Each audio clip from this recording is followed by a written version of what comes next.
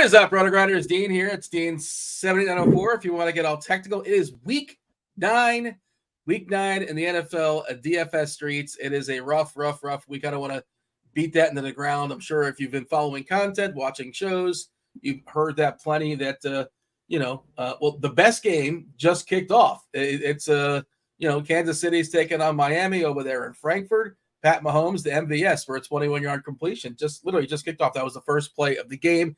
But we have to play the slate that is in front of us, which is full of backup quarterbacks that are fully gross and team totals that are not particularly high, or game totals that are not particularly high. The highest one on the board, I believe, is still Dallas, Philadelphia. Last I saw was 46 and a half or so.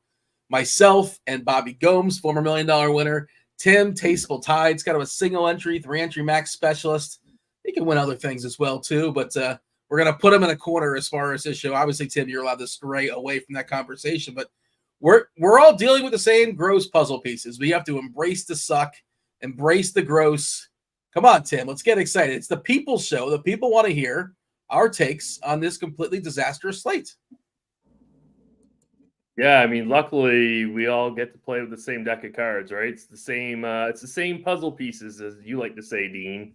So yeah, I mean, it's pretty ugly. I don't know if this is the worst slate I've ever seen, but this is certainly the worst quarterback slate that has ever existed. I mean, like that has to be true. I mean, it's basically Jalen Hurts and Lamar Jackson, and then a lot of questionable pieces, let's just say, after that. So I guess there's Dak also, but it's so ugly at quarterback. That's where I'm really struggling is QB, both for cash games and single entry. Yeah, we'll talk a little cash game stuff. Again, join the conversation, chat. You're in this with us. We're in this together. So join the conversation. Throw some questions out there. We're happy to answer those along the way. Do give us the specifics as far as your question. If you're considering 1v1s, that kind of stuff, let us know where you're playing. DraftKings, FanDuel, let us know if you're playing single entry contests, you're playing cash games, large field, small field tournaments. All that stuff is helpful. And yeah, Tim, you kind of alluded to it as far as the disaster when it comes to the quarterbacks today. 11 of the 20 quarterbacks on DK are 5-2 or less. I made this note yesterday. I was talking about yesterday on the Blitz. I subbed in for the Blitz show. Baker Mayfield, Gardner Minshew, 5-2. They're both 5-2 on DK. They're all super cheap. Bryce Young is 5-1. Heineke is under center now for Atlanta. Ritter got the boot. He's 5K. Mac Jones. People have told themselves the story on Mac Jones because everybody gets there in Washington. Their defense has gotten worse. 4-9. Tyson Bagent is still the starting quarterback for the Bears. He's a disaster, but, he's cheap. Jaron Hall, touchdown Kansas City, by the way. It looks like Watson, not Randy Watson, but I believe that was Justin Watson just caught a touchdown pass for those that care. Spoiler alert, just happened. Other terrible quarterbacks, Jaron Hall, I mentioned him. PJ Walker, Brett Rippon under center for the Rams. They got 1 week until their bye. This is their last week until their bye, so they're going to give Stafford a chance to rest his thumb. Aiden O'Connell, Clayton Tune is a person that will allegedly be throwing footballs today. Bobby, it is gross. You're one of those typically. I don't want to put you in a box either, but I feel like you just kind of hone in on these are my 4 quarterbacks and that's that. This feels like one of those weeks where, I was talking to Blender, Blender player, whoever you want. And he said his plan, I don't want to hold him to it, but his plan yesterday, he's making 12 lineups and he had 12 different quarterbacks. He's just like, one of these guys is going to get there theoretically. I'm curious, the disaster that is quarterback today outside of the top, and we mentioned Hurts, and we'll talk about it. He's dealing with the knee. We're not really sure if that actually is going to affect him, but for what it's worth, his rushing has gone down significantly in the last week or two. Not sure if that's the reason why, but you certainly can tell yourself a story. That's why. Are you changing your quarterback strategy today, or is it just like you're going to go to the old de facto? These are my 4 guys.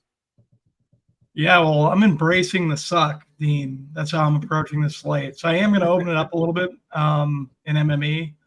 I'm not going to condense. I feel like a lot of people are going to try to condense, and I feel like that's kind of the wrong way to probably approach it. Obviously, so much of that exposure is going to go to Jalen Hurts. It's going to go to Lamar. So I think I'm going to open it up a little bit. I'm going to be playing guys like Mac Jones, Derek Carr, Sam Howell, Baker Mayfield, I think is pretty interesting. just opening up the player pool a little bit. I'll probably condense around some more individual pieces that are at ancillary positions like running back or wide receiver. But for the quarterback position, I'm going to spread it out a little bit. I'm not going to do play-by-play for Dolphins Kansas City entire game. Don't worry. But I did want to correct, and I'm putting this on Yahoo Game Channel. They lied to me. They told me that Watson scored a touchdown, and I don't know if something was reviewed or if he stepped out of bounds or whatever. But now the Chiefs have the ball on the 11-yard line for my. I don't see why you can't do play-by-play for that entire game. It's more exciting than this entire slate. So, do the people want that? I feel like the people could use some updates. I don't know. Yeah, just throwing that out there. Just throw it in their face. Like, this is the game we could have played. It's a lot of fun and probably going to shoot out. And yeah, did Hasselhoff sing like the national anthem? Was he a part of this, the opening ceremony? Do we know about this? Germany, my understanding, loves themselves some David Hasselhoff, but he's probably in attendance. Who knows? All right, you want to touch on the cash game stuff, like our kind of cash game shell. I think, do we give producer Steve enough time to build it?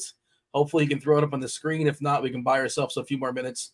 But we're going to talk about that in a second. We just got to have a shell DK lineup, and this isn't, the first 4 or 5 or 6 pieces you're going to throw in there. We're not going to give the entire lineup out there.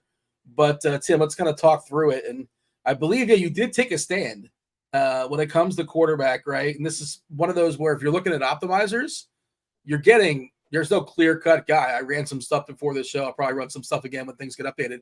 But maybe 20% this person, 20% that person. But really, nobody is like clear and obvious. But we were talking about it, and just like, I don't want to say like you're guaranteed a floor or quarterback, but typically your quarterback doesn't really separate from the field. But just kind of lock in those quote unquote guaranteed points of like either Lamar or Hurts. 20% goes to Lamar, 20% goes to Hurts. There is the touchdown for Kansas City. It looks like Rice just got a touchdown, an 11-yard touchdown, unless, of course, Yahoo is lying to me again. Derek Carr, the third guy, then Sam Howell, Deshaun Watson. We'll talk about that. That's one of those where people might override the optimizers because of how bad of an experience that's been.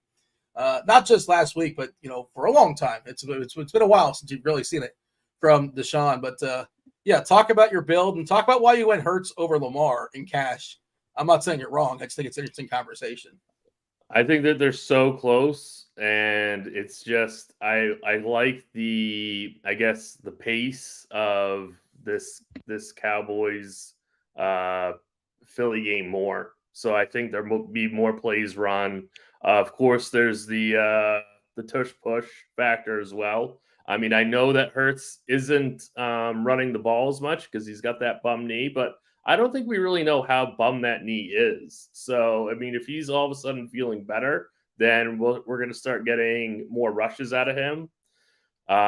So yeah, it's really close between him and Lamar. If you want to play Lamar over Hurts, I have absolutely no issue with that. But I'm siding with Hurts only because I like that game environment a little bit more.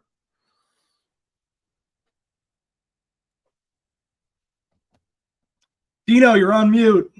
Yeah, Dean, you're on mute. Jeez, I'm hitting all these different buttons. You were paying attention to the Chiefs game, weren't you? I was paying attention to the chat because somebody called me out for making – how old do I sound making not just a David Hasselhoff reference, but referencing Yahoo? And that's fair. That's fair. But Yahoo Stat Tracker is like the best stat spot that I'm aware of as far as all the games lined up. If there's a better one, by all means, tell me. But I understand Yahoo is just – like if you have a Yahoo email, you're outing yourself as an old – or like an MSN email. It's like, oh man, this person. If you know nothing else about a person, but they have an MSN email, like, oh man, this person's old. What's your screen name, Dean? You're asking my email, or your former screen name for AOL? AIM chat. Were you an AIM chat guy? I didn't have an AIM chat, but I don't think so. I mean, I had one of those CDs in the mail. It's like, hey, you get 20. Now this is really gonna make us. I don't know if you're aware of this or making a joke. I know. No, I know, I'm aware, but yeah, 100%. You have to load the CD technology into your archaic computer, and then it would say, here, we're AOL. You're gonna want to use this. We're not gonna let you use it too much though. You only get 10 hours. Like, here's 10 hours, and then you're gonna suck you in on it. We're gonna get you hooked, and then you gotta start paying for it. So like your time would actually be logged on the internet, which is just wild, because if you ever get your weekly reports, I feel Like, what am I doing with my life? Staring at a screen. Like, you've been watching the screen 14 hours a day. It's like, oh no, this is terrible. Should not be doing this. You should see my phone screen time. It's pretty high. I'm not a big phone guy. Like, I'm staring more at the laptop than the phone. I don't know, but yeah, it's what number is it? How many hours a day are we staring at? Too high. It's too high. Too much Miss Rachel, dude. I have to be doing something. Oh, Miss Rachel's on. You're watching. Oh, so you're watching your phone. It's your child's watching Miss Rachel. I gotcha. Okay, yeah. I thought you were watching Miss Rachel on your phone there for a second, but I guess no, definitely not. So I was looking at this yesterday as far as Hurts and like the run stuff, and it's really hard to say like how much that knee is affecting him. But we did the markets have adjusted his total, right? It gets down to his over is 27.5 now, which earlier in the season it was like mid to high 30s. So they think it's something for what it's worth. So the betting market certainly thinks it's something, but that doesn't necessarily mean the betting market is correct. So that's, I mean, it's definitely fine. Like I said, if you want to play Jackson, I think maybe this whole knee thing with Hurts is a little bit overblown, but I could be wrong. Yeah, I just don't know. There was also a report that apparently he had the after last game, it took him an hour or so to get taken care of after the game. I don't know, massaged or whatever you want to call it, or worked on. Which I don't know how standard that may or may not be, just when it comes to everyday games. But I assume he's fine. I guess if you want to use it as tiebreaker, you can lean Lamar if you want, but I'm not going to say to not play Jalen Hurts. So on this slate where it's one of the more appealing games. And that's one of those, like, if that game doesn't go off, and I'm curious how much ownership is going to get. We'll kind of dig into that stuff later on. We're here for the next, hour and 15 minutes till we yield to Erik and SquirrelPatrol. We should mention, take you guys all the way up to lock. Yeah, all the way up to 1 o'clock. You got Brit and Dre, and I believe TJ Zwarych as well on Crunch Time later on. Did I say officially hello to the chat? My bad if I did not. Hello, chat. Do hit that like button and subscribe and turn on those notifications and do all those things that helps us keeps the old proverbial lights on. Casey Douglas, shout out to Casey. I still have a Hotmail that I use. Casey is like 49, give or take. There you go. I'm just sort of throwing it out there. Tell me if I won the both showcase showdowns, Casey. How close was I? Bobby, give me your quarterback pool. Are you still kind of figuring it out? Is it settled, or is it just kind of up in the air because you could tell yourself a story on several of these guys, and you only got to hit one, right? Yeah. What do we got? Hurts and Lamar are in it, definitely. For me, guys, you were speaking about Hurts getting massaged after the game, and I was going to make a Deshaun Watson joke, but then I'm like, Deshaun Watson's in my player pool today, so I don't want to be too harsh on Deshaun Watson. I'm going to be playing a good bit of him at 5'4", Mac at 4'9". Last 5 games, Washington been getting absolutely destroyed in the passing game. So I'm going to have, obviously, Demario Douglas is going to be pretty popular as a Patriots pass catcher, but I also like Hunter Henry. Keyshawn Boot for large field stuff on the outside. I don't hate him when people are going to try to make Juju work. 3K LSU receiver. He's got some talent, so I don't mind him. Is it not Booty? Is it Boot? That'd be Booty? Is it Booty? All the more we like it. I'm a big Booty guy, Dean. So I definitely want it to be Booty. I just don't know if it is, to be honest. I just assumed it was. Okay. Tim, you want to break the tie on Booty? I think it's Booty. Yeah, I think we can go Booty. Yeah. Baker. Yeah, let's just go with Booty. All right, fair enough. There you go. We're going Keyshawn Booty. Baker is definitely in play for me today, like Amari Cooper. So yeah, that's what I mean about just widening out your player pool. I think you can make a case for Minshew. Definitely like his weapons, Pittman, Downs versus Carolina. So Jonathan Taylor, for that matter. I think you can widen out a little bit more because everyone's just going to try to condense on Hurts and Jackson. Like I said, I'd rather just get more condensed on ancillary stuff and open up the QB pool. Let's jump back to this cash game build. I want to talk about the quarterback some more, but what else do we have here that we're looking at as far as players are feeling good in our cash games, Tim? Singletary, the absence of Pierce. Jacobs, like theoretically, one of these days he's going to get more than 3 yards per carry. They got rid of their coach, cost them all their firing has cost them like $85 million. I saw, and allegedly they're also cash poor. So that's when they just wanted to get McDaniels out the door. I think he had 4 years left on his deal, but they just wanted him gone. Still some meat in the bone as far as Adam Thielen, according to Tim. They just keep raising his price, and it's still like fine because he gets, his 17 targets per game, and the aforementioned Douglas also in that shell lineup. Man, his ADOT's like, we'll talk about it for tournaments, but I guess if you're playing stacks with Jones, a little bit different, but it feels like, I don't want to say bad chalk for, as like a one-off. I want to have that conversation. Let's put that one on hold, but cash game-wise, Tim. For tournaments, DeMario Douglas is going to be like 30% owned, and he's showing up in optimals 10% of the time. So like he's like really, really bad negative like leverage play in large field. That being said, 4K in cash games, we don't really care about ceiling, right? So totally different conversation between cash and large fields. Cash games, 100%. I think you should be playing him. If you're playing GPPs, be aware of the negative leverage that he has. So I would prefer even like a Wan'Dale Robinson or Jonathan Mingo if you're looking to punt in large field. Yeah, I think Mingo is my favorite amongst the receivers that are 4K and under. You can tell yourself a story. Noah Brown's 3-1. He's another one I would kind of throw in the conversation. That's my favorite. Brown. Were you keeping that one for yourself? Why didn't you want to share Noah Brown with the people? No, I'm not. Actually, mine as well. Just throwing it out there. What? Yeah. You guys have a secret chat I'm not aware of? Unbelievable. Yeah, he's 3-1. I think he's I think we see the Houston offense, the passing offense bounce back this week. The loss to Pierce, Tampa, you're more likely to get to him via the air. So yeah, Brown is kind of interesting. And I guess it's so weird, Bobby, because like in New England, your team, like somebody has to get there. Like unless it's like this is the Giants from a couple weeks ago, or was it last week? I forget now, when they had like 0 passing yards. Like one of these receivers has to do something. They're all 3K, and the tight ends are all cheap too. So somebody has to get there. Atlanta's another team where it's just a slew of guys that are all 3K. Like they're gonna pass the ball, at least somebody has to get there. It's so strange. But did you have an analysis on this New England receiving core? You ran down a bunch of players there, Bobby. And yeah. So Douglas, how do we feel with these guys? Rieger, are you serious? Thornton? Yeah, maybe? Not playing Rager. I like Douglas. Like I said, I'm going to be playing Mac, so I'm differentiating him by playing Mac. I just think he's a good player.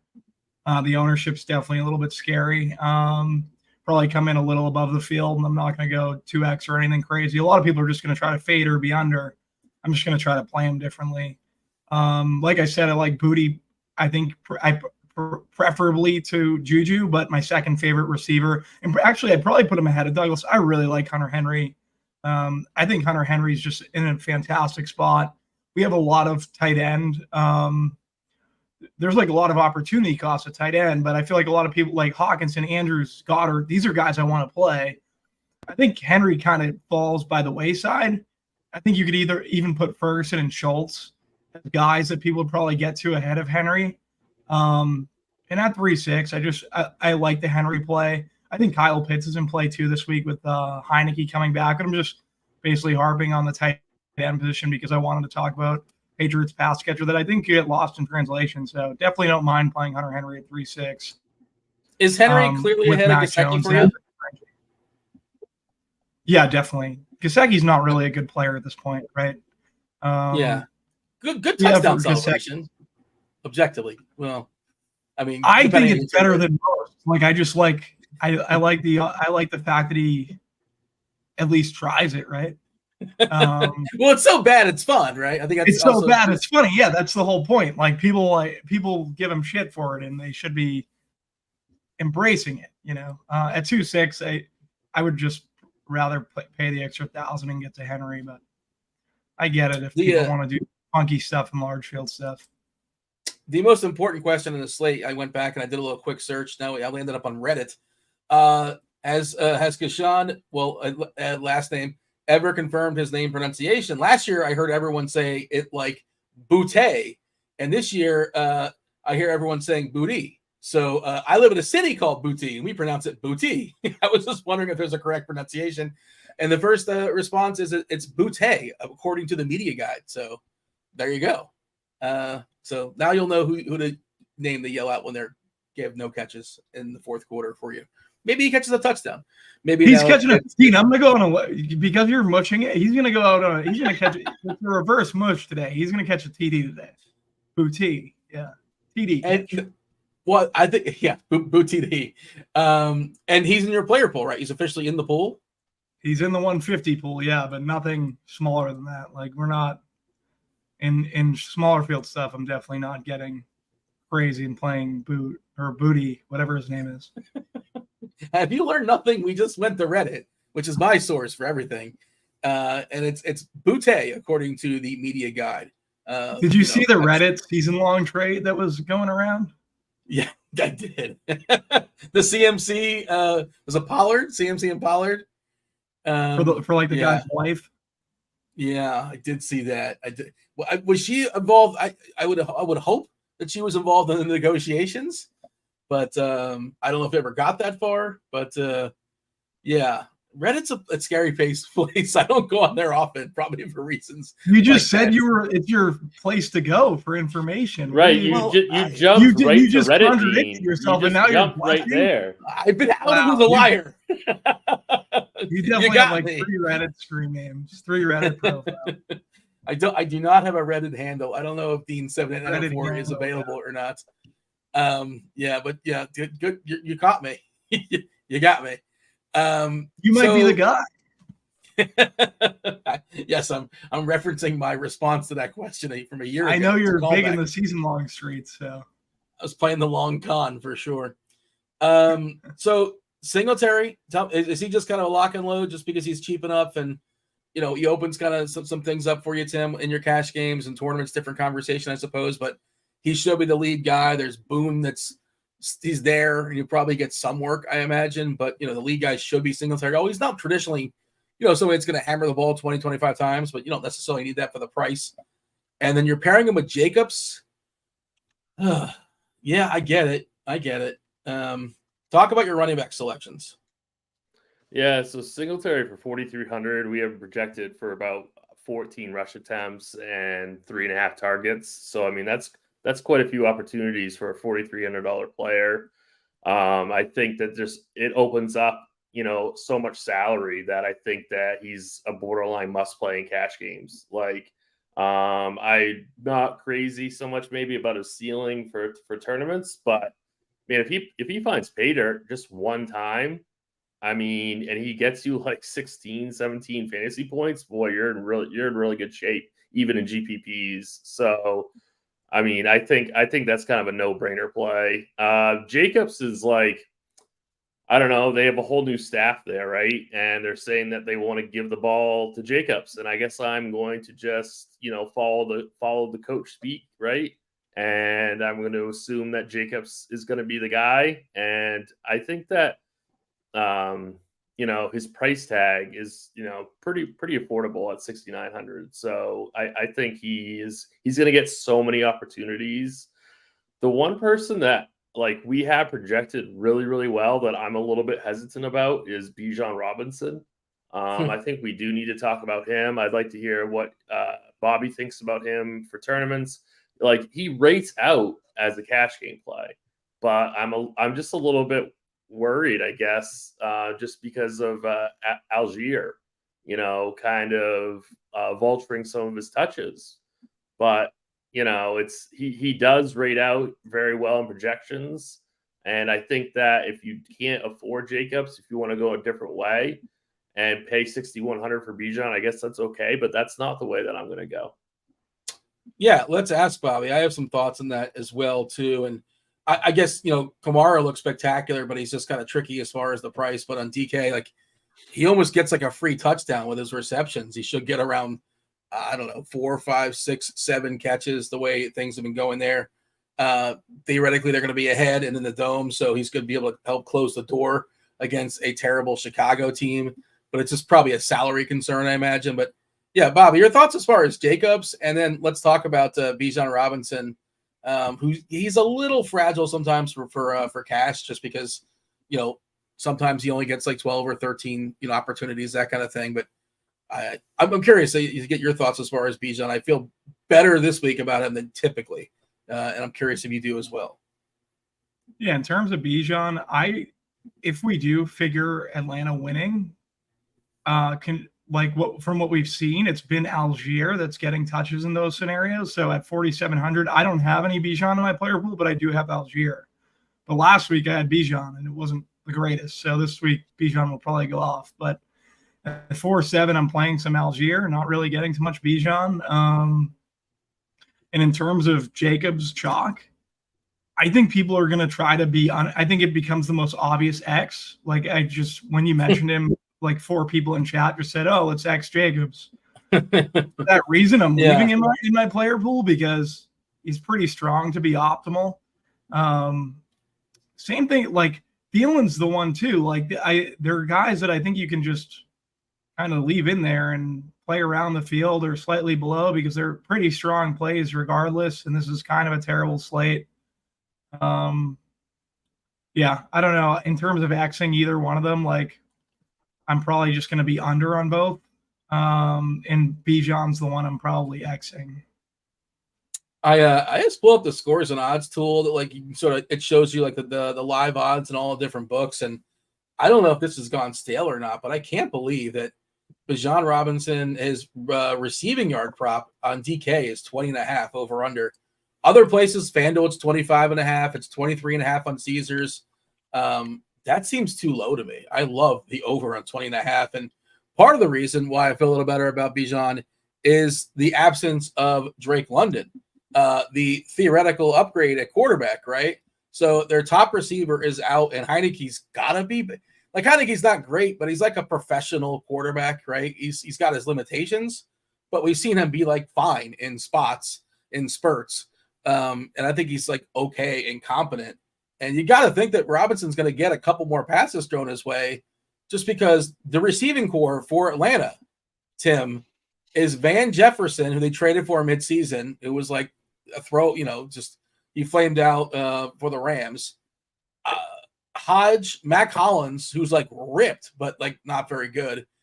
Scotty Miller, who I didn't know he was on Atlanta until last week when I saw him catch a touchdown. Damian Byrd, former Patriot, Damian Byrd, I think. Former Patriot in Arizona Cardinal. Yeah, but like stop me when any of these guys are good. Kyle Pitts, Jonnu Smith, maybe they just throw the ball to the tight ends. Maybe they just run the ball 70 times. And like they will work in Patterson too, but I don't know. I like the over. If that number is still out there, I'm not in a state where I can currently wager on that. But if I couldn't find it on DK. We finally got sports betting in Maine last week, so I've been betting a lot of props. How's that working out for you? Oh, quite well actually. Why don't you send us on hockey or what? Give us some winners. Give us some winners. I mean, what are you doing? Holding out? Typical Tim move, by the way. Typical Tim move. I am. All right. Do you have any winners today? No. You're on a show. This is a tout show. You don't have any winners? At least fake it. I bet the over. I think the over Jonathan Taylor receiving yards. Know who gets the winners, Dean? Broccoli Boy in chat. Tim's bestie. Yes. 5-1 in hockey. He said. Yeah. He can't share them with us, but he shares them with Broccoli Boy. Tim, I thought we were. This is the people's show. You don't have a winner for the people. I thought we were. I just gave up Jonathan Taylor over 14.5. I think it is receiving. We had to strong arm you though. We had to yell and berate you for like 3 minutes. We have it projected for 23.5 receiving yards. Tim doesn't seem like a man of the people, Dean. That's what Tim's for Tim. I thought we were all in the, we pull our DFS winnings every single week. That's what we're gonna divvy it up at the end of the season, right? That's the plan we talked about, guys. Is that right or no? Have we not had this conversation? In my head, I feel like we had that conversation. No, I don't. I feel like I like that conversation if we're getting Tim's winnings. Tim took down the the red zone earlier in the year, I believe. Is that correct? Was it the red zone? I don't know what it was called. It was a $400 single entry and a $100 single entry. There you go. Well, they're divided by 3. All right. Anything else you want to say as far? Touch on the receivers. We kind of touched on it as far as the cash game stuff, the cash game build. And again, if you guys have any cash game questions, whatever questions you may have, by all means, fire them off in chat. It is your show. The people there in chat, whatever's on your mind, that kind of dictates the pace of this show and kind of where we go. Happy to answer any questions. If you guys happen to see them, by all means, I got my eye in chat, but sometimes I miss them. But yeah, Tim, any final thoughts when it comes to cash games before we're going to open up to a tournament conversation? Nope. We can talk tourneys. This is okay. So we talk a lot of DK. They talk a little bit more FanDuel later on. But good question here from Big Hurt. And the way optimizers are pointing you in quarterback, he's basically asking, and it's a little different as far as DK because the salary savings is better as well when it comes to quarterback. So he's asking if you're paying down a quarterback, Tim, on FanDuel, where is the cutoff line? And again, if you're looking at optimal stuff, 75% of the optimals that I ran, I added some variants and stuff like that, are giving me Lamar or Hurts. It's just give me one of those two. Do you have a cutoff point where it's like, I'm not going to play this guy. The opportunity cost is too high, and it's not that much more for somebody to feel a little bit better. Who's like the cheapest you'd play on FanDuel? Assume it's like you're only running like 5 or 6 or 7 lineups, that kind of thing. No, is he asking single entry? Yeah. 7,000 for CJ Stroud. Yeah. That's as low as I would go. I think that's a good answer. Yeah. The Blitz is saying Baker Mayfield at 6,800. That's obviously, the Blitz is a super sharp projection system, but for me personally, it would be CJ Stroud at 7K would be the lowest I would go. Bobby, I think you mentioned Mayfield as being one of the guys. Oh, sorry, Dean. Gardner Minshew, 6,500. I would definitely play him in a large field GPP on FanDuel. Maybe not in a single entry, but I think, that Indy Carolina game is the fastest paced game on the entire slate. Like, I have a ton of interest in Minshew for tournaments on both DK and FanDuel. I didn't realize he was this cheap on FanDuel. So I guess I would go to 6,500 Minshew. The Colts games have, if you're just like stacking Colts games this season, you're making money. You're doing well for yourself. Now, it doesn't every single week, obviously, but their games tend to be pretty fantasy friendly. He mentioned Mayfield, Bobby. You mentioned Mayfield earlier. Baker Mayfield. He's one of the. I didn't. The Blitz is spitting out Mayfield quite a bit. I don't like it. I wouldn't play it, but the Blitz loves it. Well, Bobby said the name earlier, like he liked him. I don't think he was speaking on behalf of the Blitz. I think he was speaking on behalf of Bobby. You want to defend? Yeah, Baker Mayfield? I do like Baker a little bit.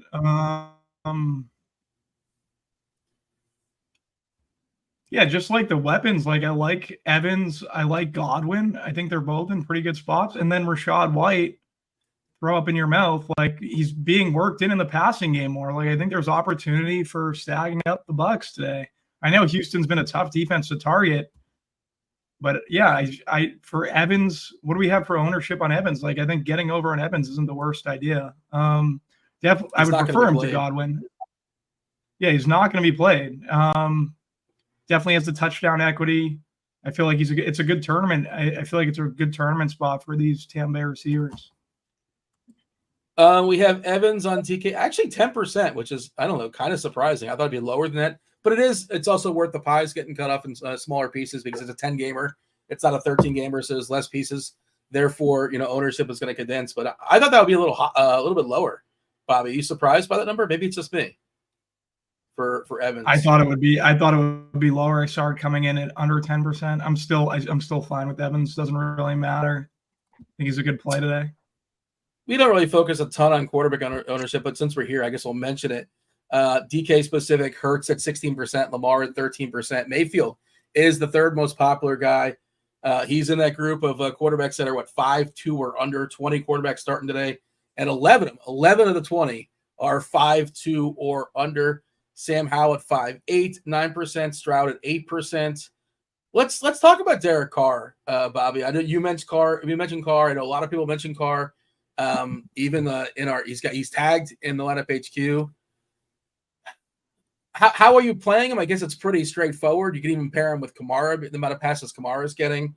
Shaheed, Olave eventually is going to get there theoretically one of these weeks. Well, he hasn't got there since like week 3 or so. But Bobby, my issue with this one is pretty simple.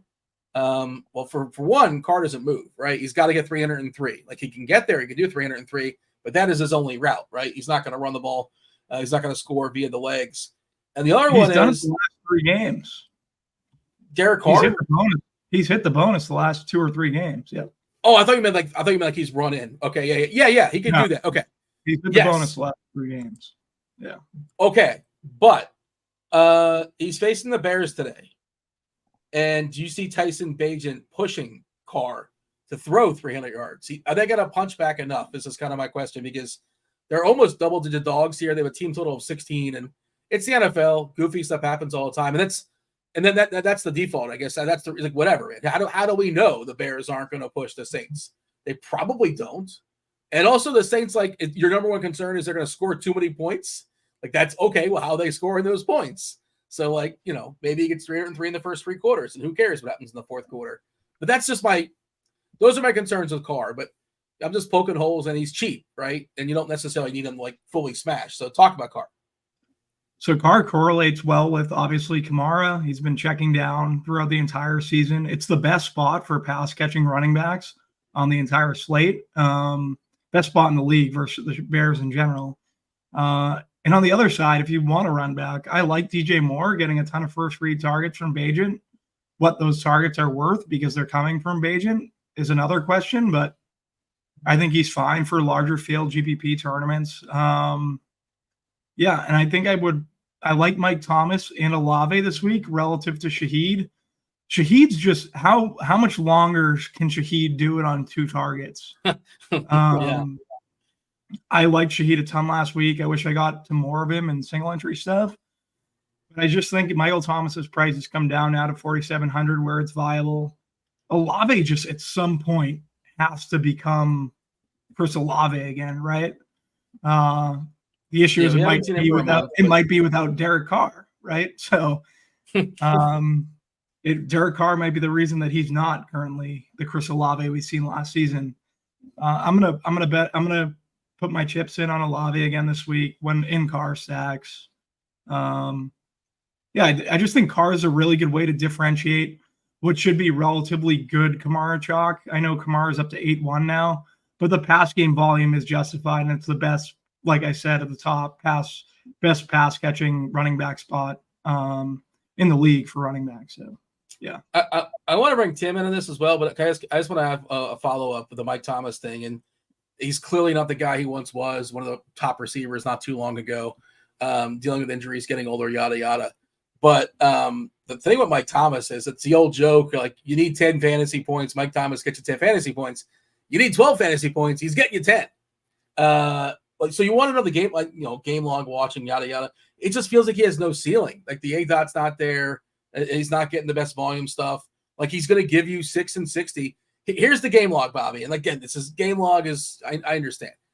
11 fantasy points, 12, 11, 9, 10, 9, 13, 10. I cut out the decimals, but you get the point. Like, it's the same, 10-ish, 12-ish points. Is Mike Thomas really going to be the guy that you need to win this slate? Like, I don't think so. But, I know he's not that expensive, but I can't. I'm not playing. He's the better play for cash than he is for GPPs. Yeah, and who am I to tell Bobby how to play tournaments? Because I'm nobody to tell Bobby how to play tournaments. But that's sort of my issue, Bobby. With Thomas, it just feels like he has no ceiling, and I'll play Shaheed before him just because Shaheed can catch 250-yarders. Thomas can't really do that. No, I'll take all the advice I can get for tournaments. I get what you're saying. Like, Rashida has a higher ceiling. Thomas, for what I think, what's Rashid's price? 3.9 or 4.2? No, I think he's right below him. He's crept up. I want to say it's like 4.5. I'm not staring at it, but that's off top of the head. 4.5. So now Rashid basically has to. I don't know. Yeah, maybe you're right. Just play Rashid. I just feel like, I don't know. I was getting more Thomas earlier. I should probably rethink that. When you made a good case for the lack of ceiling for Thomas. His floor is lower. Like 100% his floor is lower. I know. I want the ceiling though. We're playing. Yeah, I get what you're saying. 100%. Tim, Saints? Other than Kamara, I have absolutely no interest. This game is going to be extremely slow. It should be an extreme run script for the Saints. So I have absolutely no interest in the Saints passing attack at all. Tim, not specified here from Anthony in chat. Just says DK. Doesn't say if it's cash or tournaments, but he does have a 2v2. It's a gross one though. Prepare yourself. But it's this kind of like this is how the slate is, right? Kyle Pitts and Van Jefferson. Well, wait a second. You're playing 2 pass catchers for Atlanta? I mean, are you playing Heineke? Or Douglas and Logan Thomas? I guess it's Douglas and Logan Thomas. We don't want to play 2 pass catchers on Atlanta unless we're playing Heineke. I mean, if that's like a tourney team and you want to pair them with Heineke and play Heineke double, which I think is a really pretty bad idea, but that's the only way I would play 2 Atlanta pass catchers. Would you do that, Bobby? I'm guessing you wouldn't play 2 Atlanta pass catchers unless you're playing Heineke, and I don't think you mentioned Heineke in your rundown as far as quarterbacks. I did not, but you can play him with Pitts. Pitts finally gets a competent quarterback. I think you'd also make a case for Cadrell Hodge. Would he play for a tournament? Would he 35% of the snaps? Sounds disgusting, but he's 3K, 43% of the snaps, and now he's going to see increased snaps with Drake London out. So, yeah. I don't know. I think you got the majority of the targets too. Mac Hollins still running wind sprints there, so I would probably stay. I would just wouldn't be on the Heineke stack in general, but I think you could definitely play one of them, and maybe with Bijan. Tim, is he up for the task of handling a 3v3 DK cash? Let's see if he can do it. Brendan's got a question in chat for you, Tim. 3v3 DK cash. Hurts, Scary Terry, McLaurin, and Kate Otten. So we're punting tight ends, or Mac Jones, CeeDee Lamb, and Logan Thomas. So what I would do with that team is I would definitely take the Hurts McLaurin side. And then I think there are a couple guys that you could go lower than with Otten and pay up somewhere else. But it's definitely, for me, the Hurts McLaurin side. So the cheaper guys, as far as tight end, since it just kind of came up organically, no Waller for the Giants. Bellinger's 2.5. He's the floor. Like, never do they say, hey, we got to get Bellinger the ball. But he's, they called up, Lawrence Cager. I'm not sure if he's a blocking tight end or not. But, it seems like Bellinger's going to be on the field every play. Mayer on the other side of the game is 2.9 or 2.8. I think Cotton's basically, he's like 2.9 or so. Is that who you were thinking of, though, Tim, as far as the cheapest tight end, Bellinger? Yeah, that's what I was thinking with Bellinger. Yeah. I think he's a better play than Otten. Granson. I'm trying. What are you doing today with tight end, Bobby? Like, how these names are throwing out are pretty gross.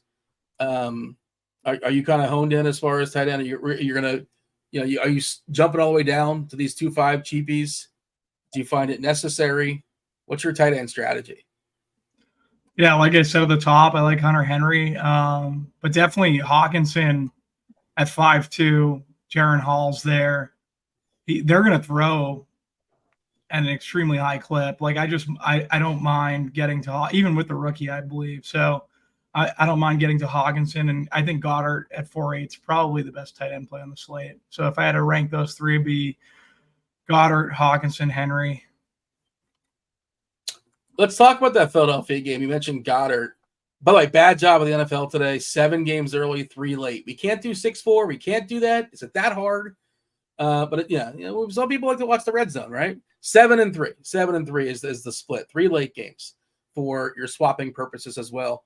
Bobby, how are you handling Dallas, Philadelphia? Hurts you got to pay for. Dak is kind of in the middle as far as pricing.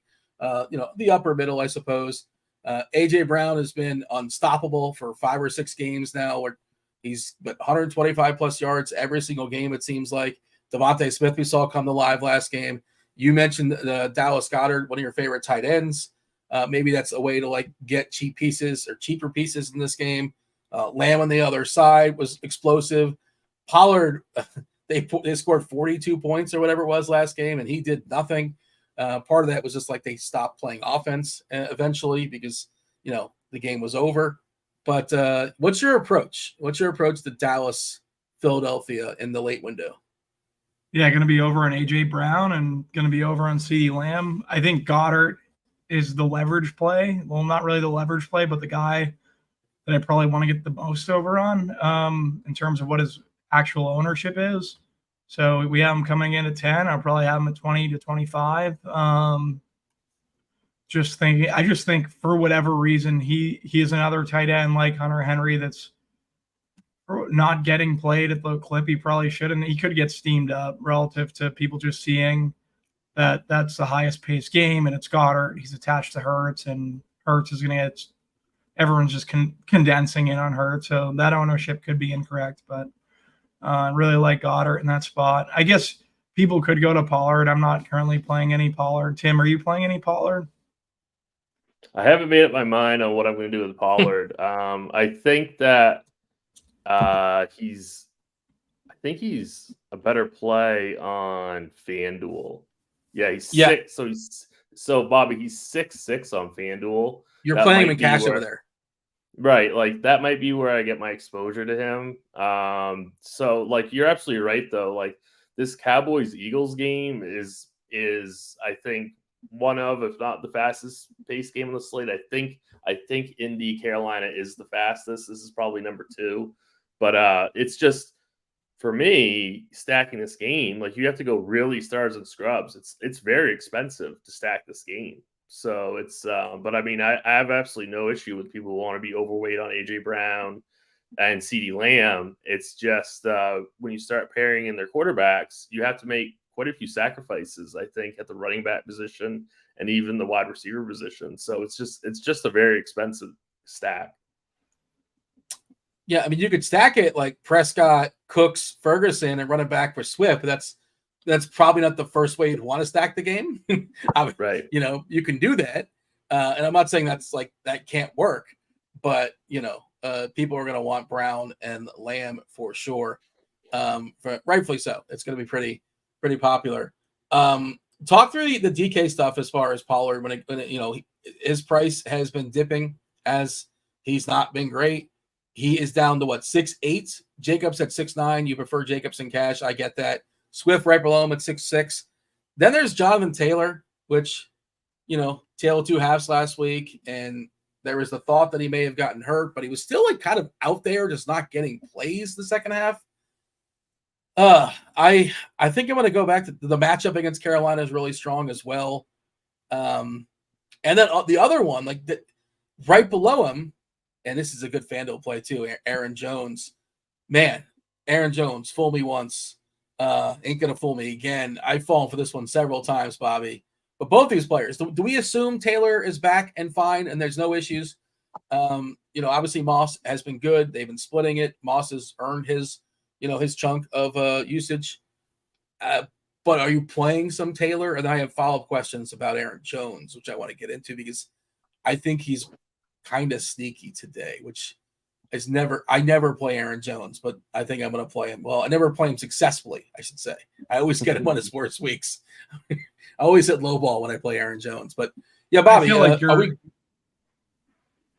I feel like what you're describing about Aaron Jones is everyone else's pain with Aaron Jones too when they roster him.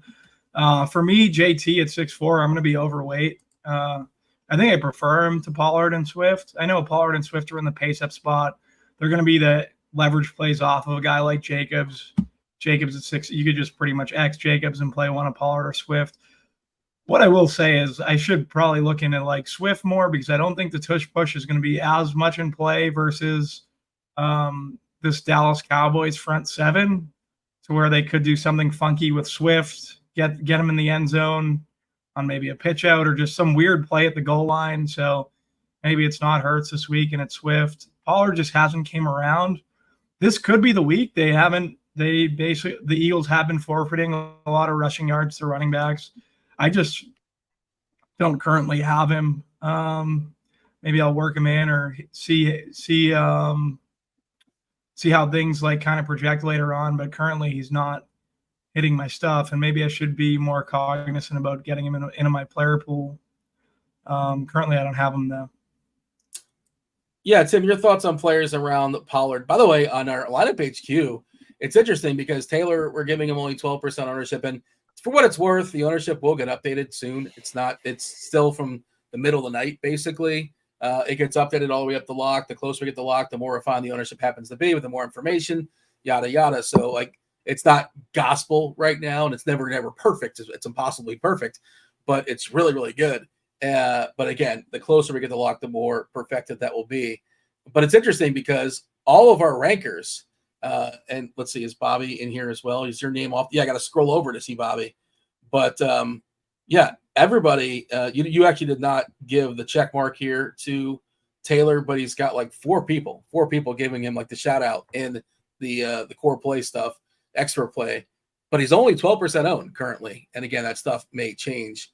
You have a take there, Tim, when it comes to Taylor, or just assuming yet like last week, whatever goofiness happened in the second half, like we forgive it, we move on, we assume that like things are as normal going forward. And then I guess Swift in that area. And then also I want an Aaron Jones take because so if you trust coaches, right, and that's always a dicey proposition. The report is like here, I wrote this down. Aaron Jones had a good week of practice, and head coach Matt LaFleur said he's ready to cut him loose. I should have done like the full house thing. It's cut him out, isn't it? That's a different thing. There you go. And I went to the Coach Speak Index. Oh, you guys, of course, follow the Coach Speak Index on the Twitter. LaFleur it's a good follow, by the way. It lets you know basically what coaches lie more often than not. LaFleur has an 80% reliability rating when it comes to injury coach speak and a 65% reliability rating when it comes to usage and workload. That rating, it was dragged down by LaFleur's training camp coach speak for what it's worth. But yeah, I'm throwing a lot at you, Tim. But like, I guess pivots away from Pollard, and not that Pollard's going to get, he's going to get 13% or so. Taylor, Swift. Oh, I didn't mean to do it that way, but yeah, there you go. I was going to say the pivots are really away from Jacobs and Bijan. Pollard's not going to get a lot of ownership on DK. He's going to get a ton of ownership on FanDuel. But yeah, I'm fine with Aaron Jones in tournaments. It's not necessarily about the coach speak, but I mean, I think it's a pretty decent spot. I mean, if he's a full go and like actually healthy, 6,200 for him is like an absolute bargain. I think DeAndre Swift is fine. We haven't really gone this low yet, but we haven't talked about Chuba Hubbard, right? I mean, 5K, he's going to get the majority of the carries over Miles Sanders, and he's going to get the red zone work. So I think Hubbard is like a really, really strong play in a game that I want to get tons of exposure to. So I think Hubbard is a really strong play at a very, very affordable tag. I don't know what to do about Jonathan Taylor. I'm really not sure. Like last week was so weird to me. Did we ever get any kind of clarity about why he was just like done in the second half? So there was speculation that there's a play he got hurt on, and I think he only had one carry in the second half, but he was out there, just like was not worked in the plays for whatever reason. I'm not sure if that's just like variance or randomness. He said he was fine. He's not in the injury report, and I can't remember I think he said he was like doing something in the sideline just to kind of stay ready. I can't remember the word or what he was doing some kind of activity where he was fine. According to him, he was fine. And I'm going to trust that he's okay today.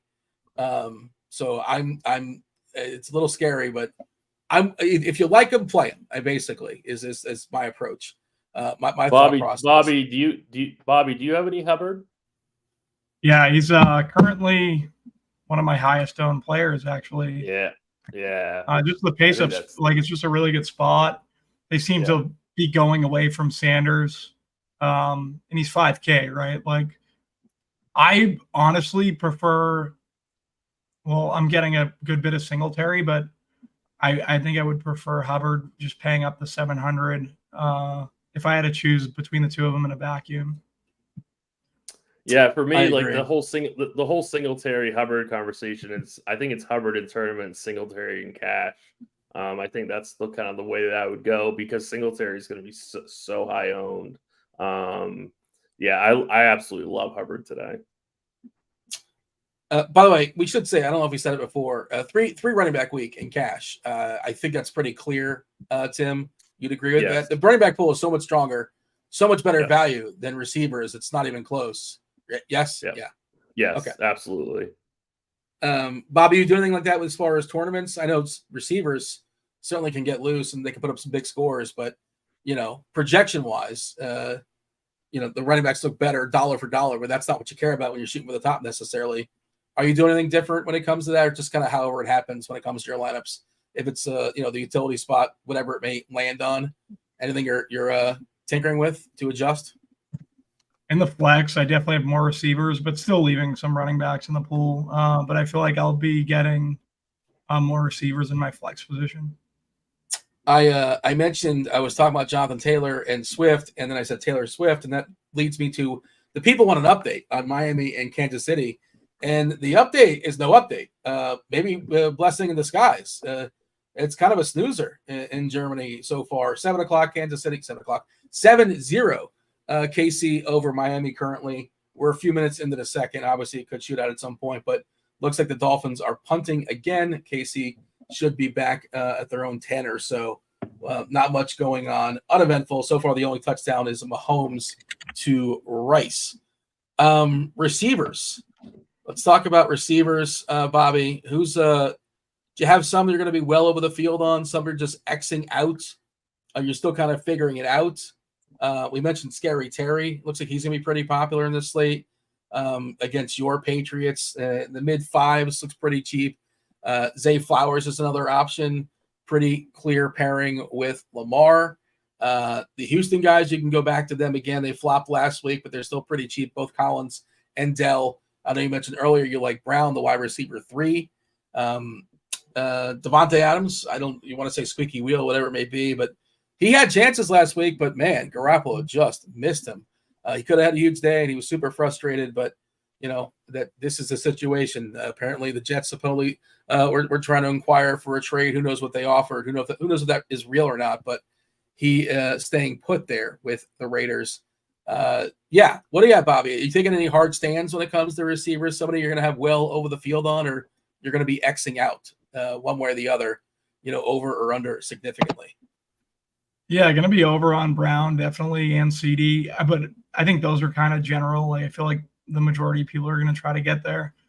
Amari Cooper at 6-1. We have him home. He's at home. It's a good spot for him. First, the Cardinals surrendering some big play wide receivers to big play numbers to wide receiver 1. So I don't mind him a good bit. Pittman in that pace up game, I really like. Downs as well. Elijah Moore in those Deshaun Watson, Amari Cooper stacks. They're just like stacks that I'm kind of honing in on. I talked about Mike Evans at the top of the show. Who else? Now I'm trying to think through. I'm probably going to be under on Thielen, I would imagine. Just the tag's kind of gotten up there at 7,500. A guy I am interested in, and his price tag is, I think he's a pretty good play for tournaments. And the more I start looking at this stack, the more I like it. Is Christian Watson at 4.9. Just a high variance play. A lot of people are going to play the Packers D versus young Rams quarterback. Like Sean McVay might be able to make this Rams quarterback at least decent to where they're fighting back and they're competitive in this game. For that reason, like I don't mind Christian Watson at 4.9. I think that price is too cheap. I think he's a really good tournament play on this slate. People might be fed up with him, but the price at least makes it interesting because he's failed so many times. Sometimes not his fault necessarily, the quarterback play, but I stared at that price too, and I'm like, man, this is I know you're Bobby Best Ball.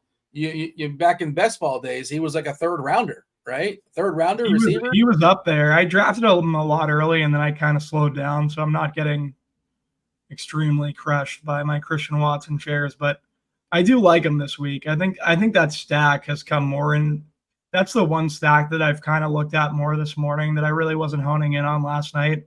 Jaden Reed seen all like the ample work in that wide receiver group last week. He's at 3.6. Don't mind him. Love should have time versus the Rams. They don't get a ton of pressure, and Love really struggles when he gets pressure in his face. They're at home, so yeah. And then there's like interesting run backs with Puka. I know he has the knee situation, but Up as well. Like there are guys that this is a stack that isn't going to be owned, and then you just play all the chalk around it. Or game stack in general. So yeah, that's kind of how I'm approaching the slate from a wide receiver perspective. I want to get Tim's take in a second, but I also want to ask you, because you talked about Watson earlier in the show. And he's another one that's just a tough one to click. But optimizers like him. Theoretically, he's got the ability in 5.4K in the matchup and the pairings, right? And Njoku's been playing a lot more. He looks kind of underpriced. And then you have sort of the same question that I was raising before with Carr, as far as what kind of pushback we're gonna get from Arizona. Bobby, what do you think Arizona's team total is today? Their projected team total? It's probably like 16. Tim? No, it's it's under 14. I bet it's been dropping. I think it was like 13.5 a couple days ago. It's now 12.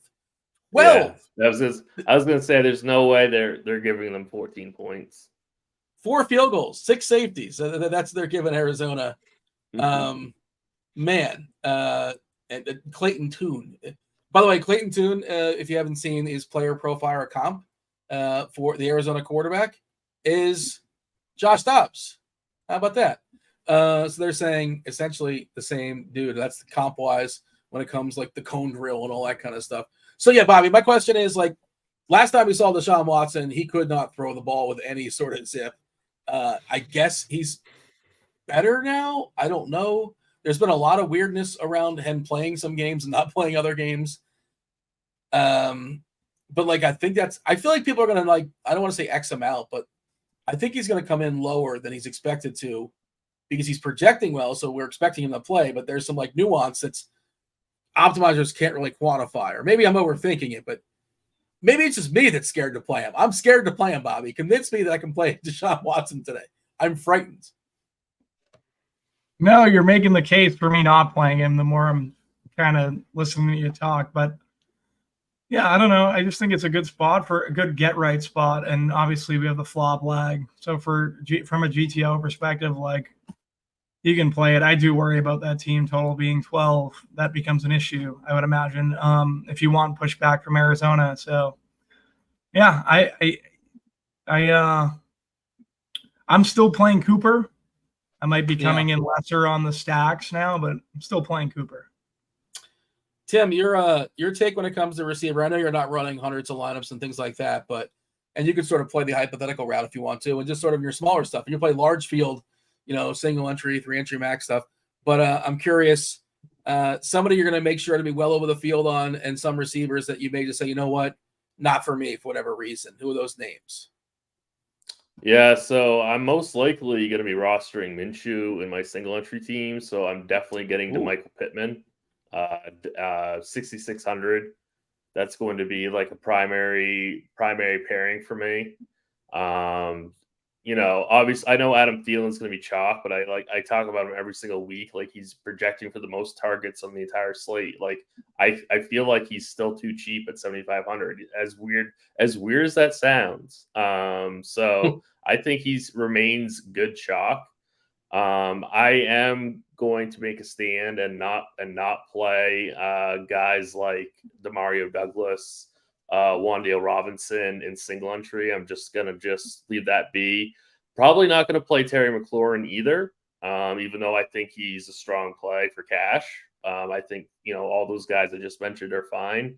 I want to pivot to Jonathan Mingo, especially if he's going to be only 3% owned. So like guys like Mingo, Noah Brown are like the cheapies that I want to get to at lower ownership. And then I think Josh Downs is kind of a good play because he's questionable, I think, with a knee.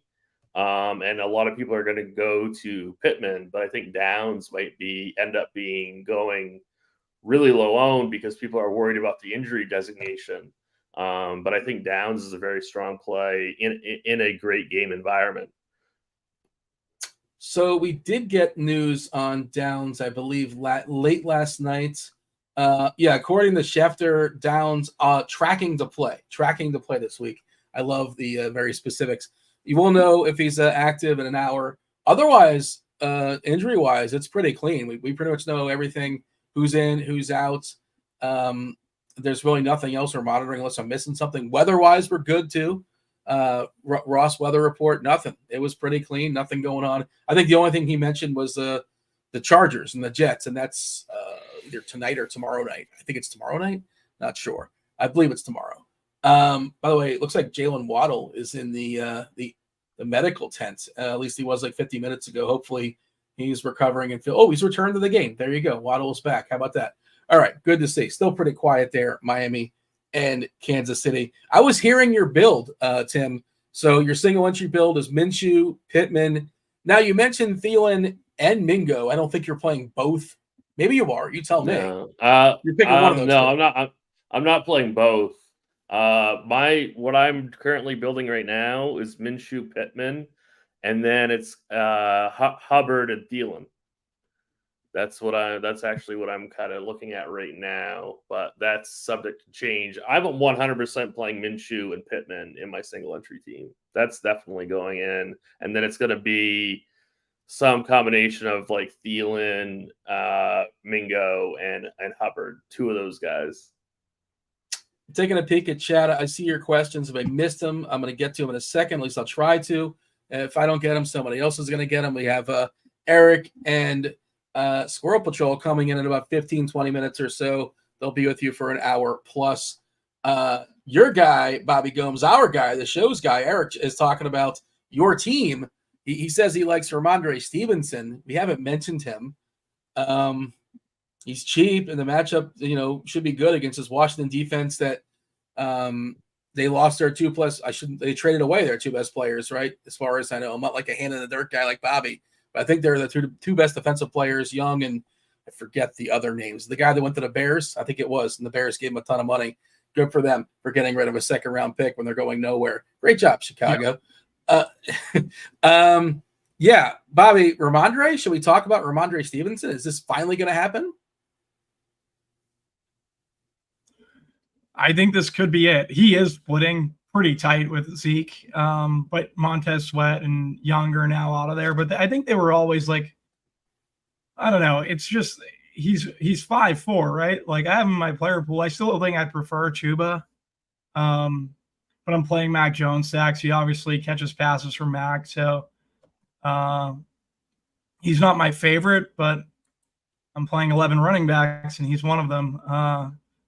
Still would prefer Chuba and Singletary, but Stevenson makes the pool. All right. Did want to mention, by the way, we're talking football, but the NBA streets, they're in full effect.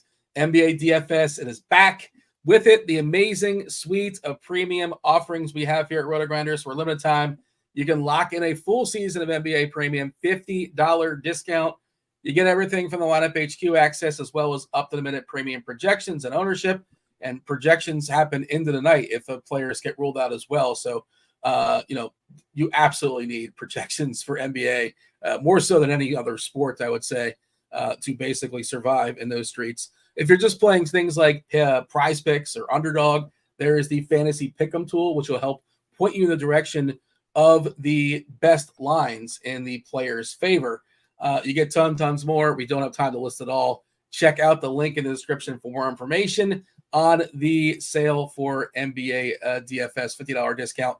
Also, the Sim Wars are fully on. Sim Labs is in beta. We just dropped the beta version for a brand new NFL lineup building tool for a limited time. It's actually something you can try for free.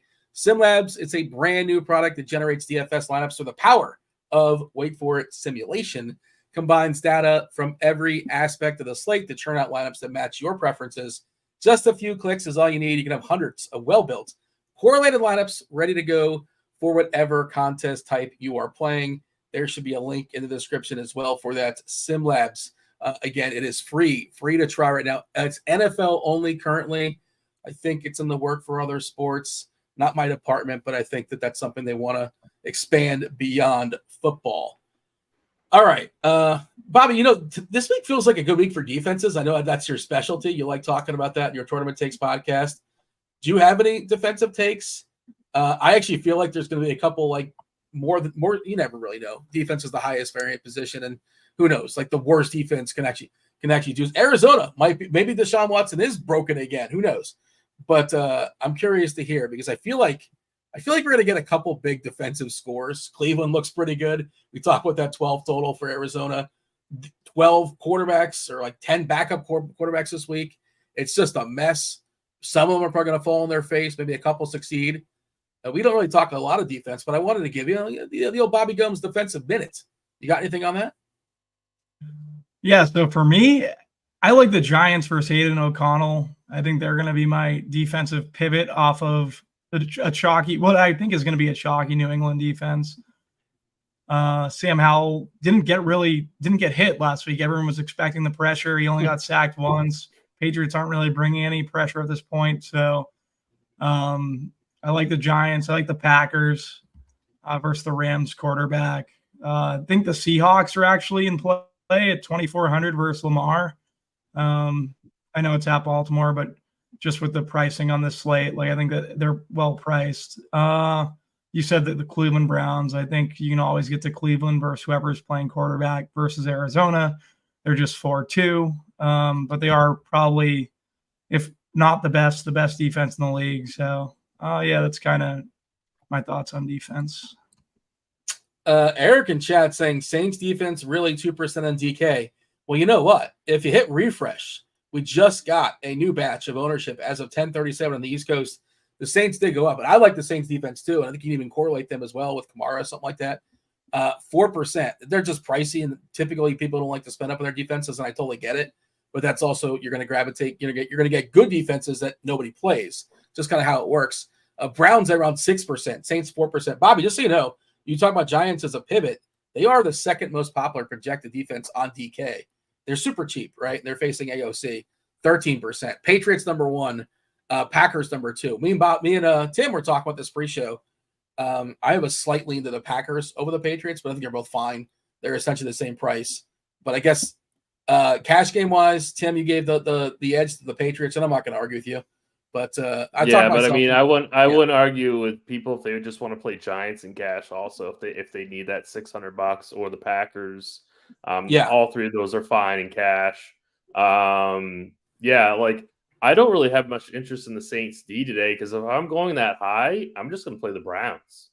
Like the Browns should absolutely dominate this game. So yeah, I love the Browns D. The Saints should dominate Chicago also, but I think the Browns just have so much better turnover equity, probably better TD equity also.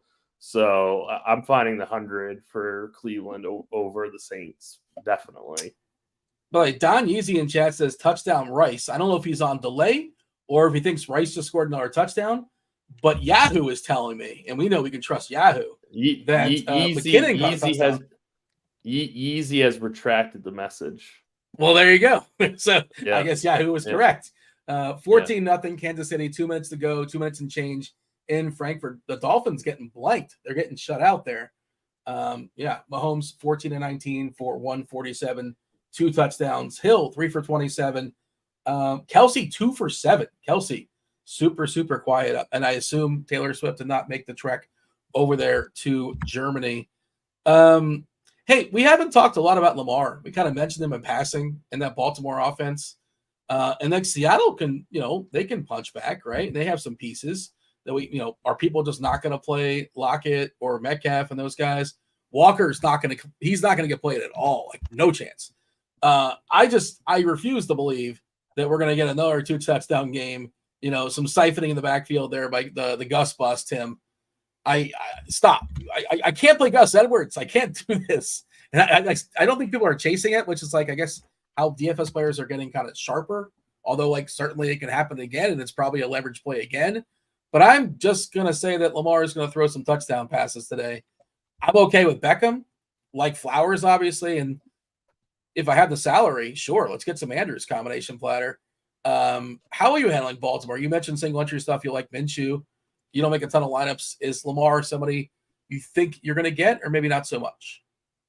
Yeah, I might throw a Lamar Andrews stack in a 3-max contest. But other than that, that would be it. Again, I think if I'm going to pay up a quarterback, I really prefer Jalen Hurts, and that's the bottom line. So I know Lamar is great. I know they have a high team total. Like you said, Seattle can push back. I have no issue if people want to play Lamar, but I'd rather pay a premium for Hurts and like get to like Goddard or AJ Brown, something like that with a run back from Dallas. So that's just my preference. But I mean, obviously Lamar is a fine play. Bobby, Baltimore stacks?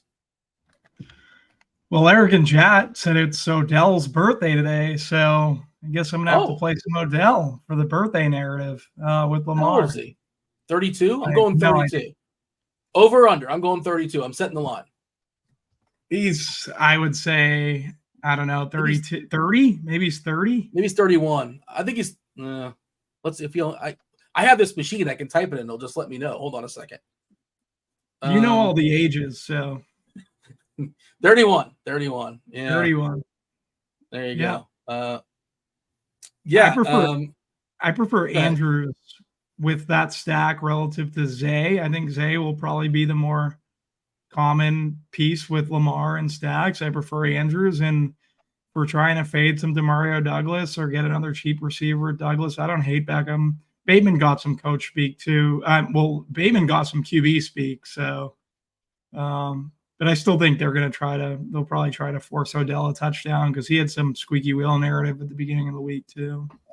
He was also getting some passes he was drawing pass interference stuff that like doesn't officially show up in the box score, but he is getting the ball thrown his way a little bit. It's a little deceptive. I think he's one of those cheap guys that are worth playing, and I'm going to get some Beckham, and I never play Beckham.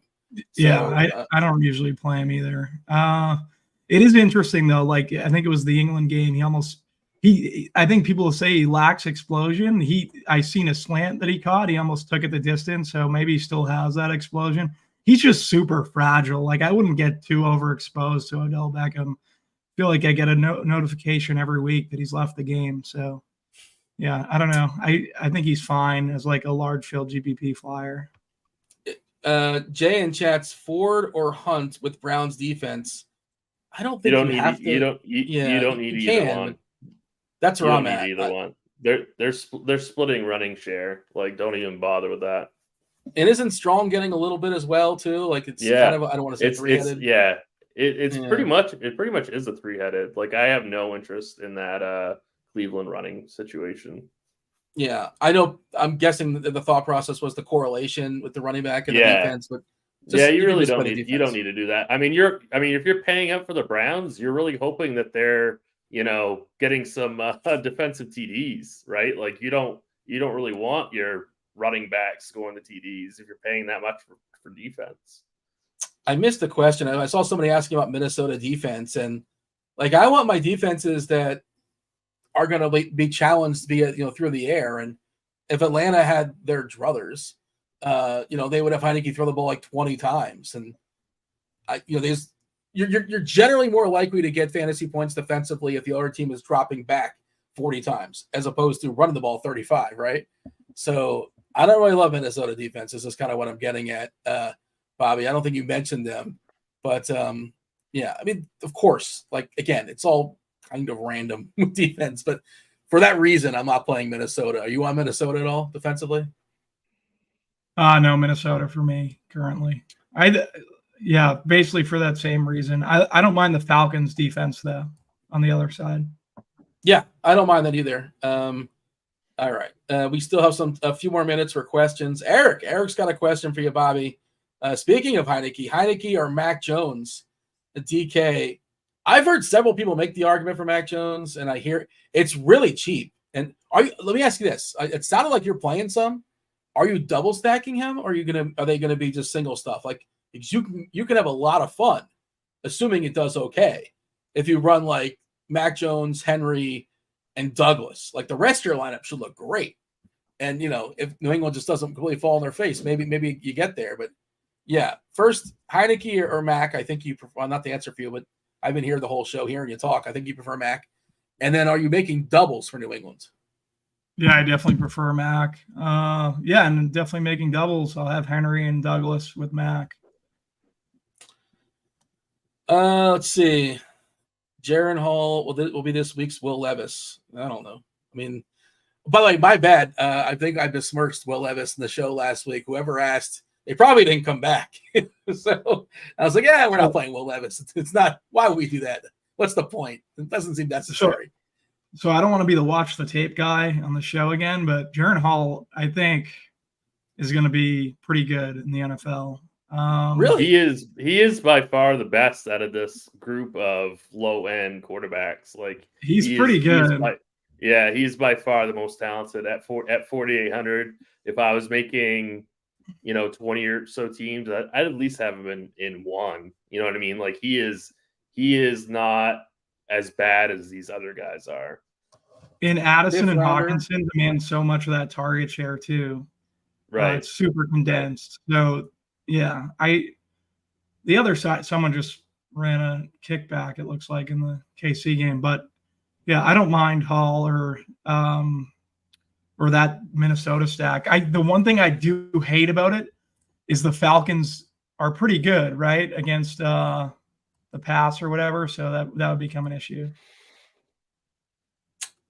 Let's see. I'm just pulling up his college stats here, Jaron Hall. And I think he was the one projecting the best too. He's in a dome, probably behind. He ran a little bit in college at BYU, so he has some legs. I know his profiler comp was Skylar Thompson, which is not so promising. Former Dolphin. I'm not sure where he is now. Maybe he's still in the Dolphins. I'm not sure. He possibly could be their backup.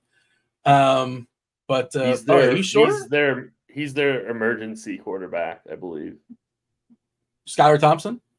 Yeah. Okay.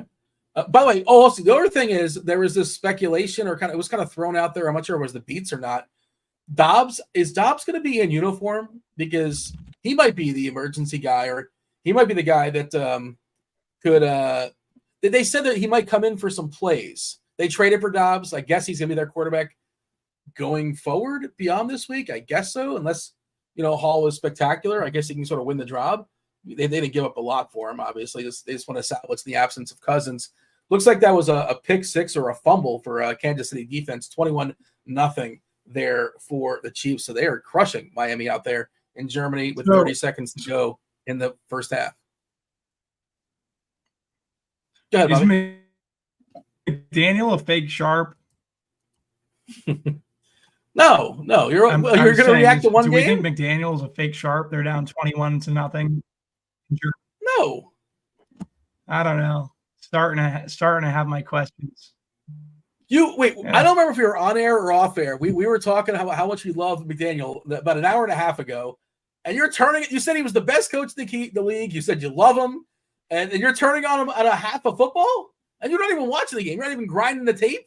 Maybe it's some goofy stuff that's happening. I do love him. I do love him. But I don't know. It seems like they should be more competitive in some of these games versus better teams, in my opinion.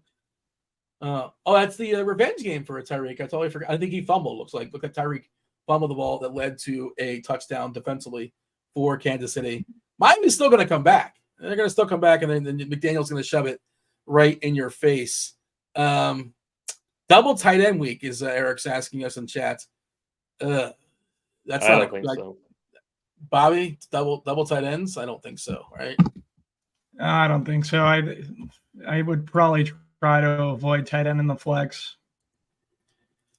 Jeremy joined us late. What about Carr? We talked about Carr earlier. I think you talked pretty positively about him, Bobby. Sell the people on Carr. Oh, yeah, I liked Carr, but then Dean kind of rained on my Carr parade, and now I'm not so much interested in Carr. No, come on. You're not that easily swayed. I can't. I'm not trying to I listen manipulate to you. chart for people, Dean. You made some good points. I'm not one of those people who will just pull. I don't get convicted. I'm always willing to be swayed. I think you have to keep an open mind in DFS. I think so too. Speaking of that, we should be getting two more really sharp people. Got Erik coming in, got SquirrelPatrol coming in as far as our show coming to an end. Right there, right on cue. Squirrel, how's your wife? Is she doing all right? She's doing okay. She's on some pain medicine. She's probably gonna end up with surgery this upcoming week. That's terrible. Yeah. Hopefully, less eventful show today. I was actually, so it wasn't on the air. It was a recorded show. I was 3 minutes into my show with JM to win on Friday. It's like, I got to go. I hear some screaming in the house. I'll be right back. I actually rewatched that video later. It was interesting to watch. It was her wrist? Yeah, it's her wrist. Yeah. She's out with her wrist. Yep, out with her wrist. Not throwing the fastball as of currently. What's up, Erik? Hey, we talked about this slate. We didn't really gross each other out too much. We didn't hold our nose too much, but it's an ugly one. Have you heard? It's a bad slate, Erik. Have you heard the slate is gross? Has anybody told you? First time.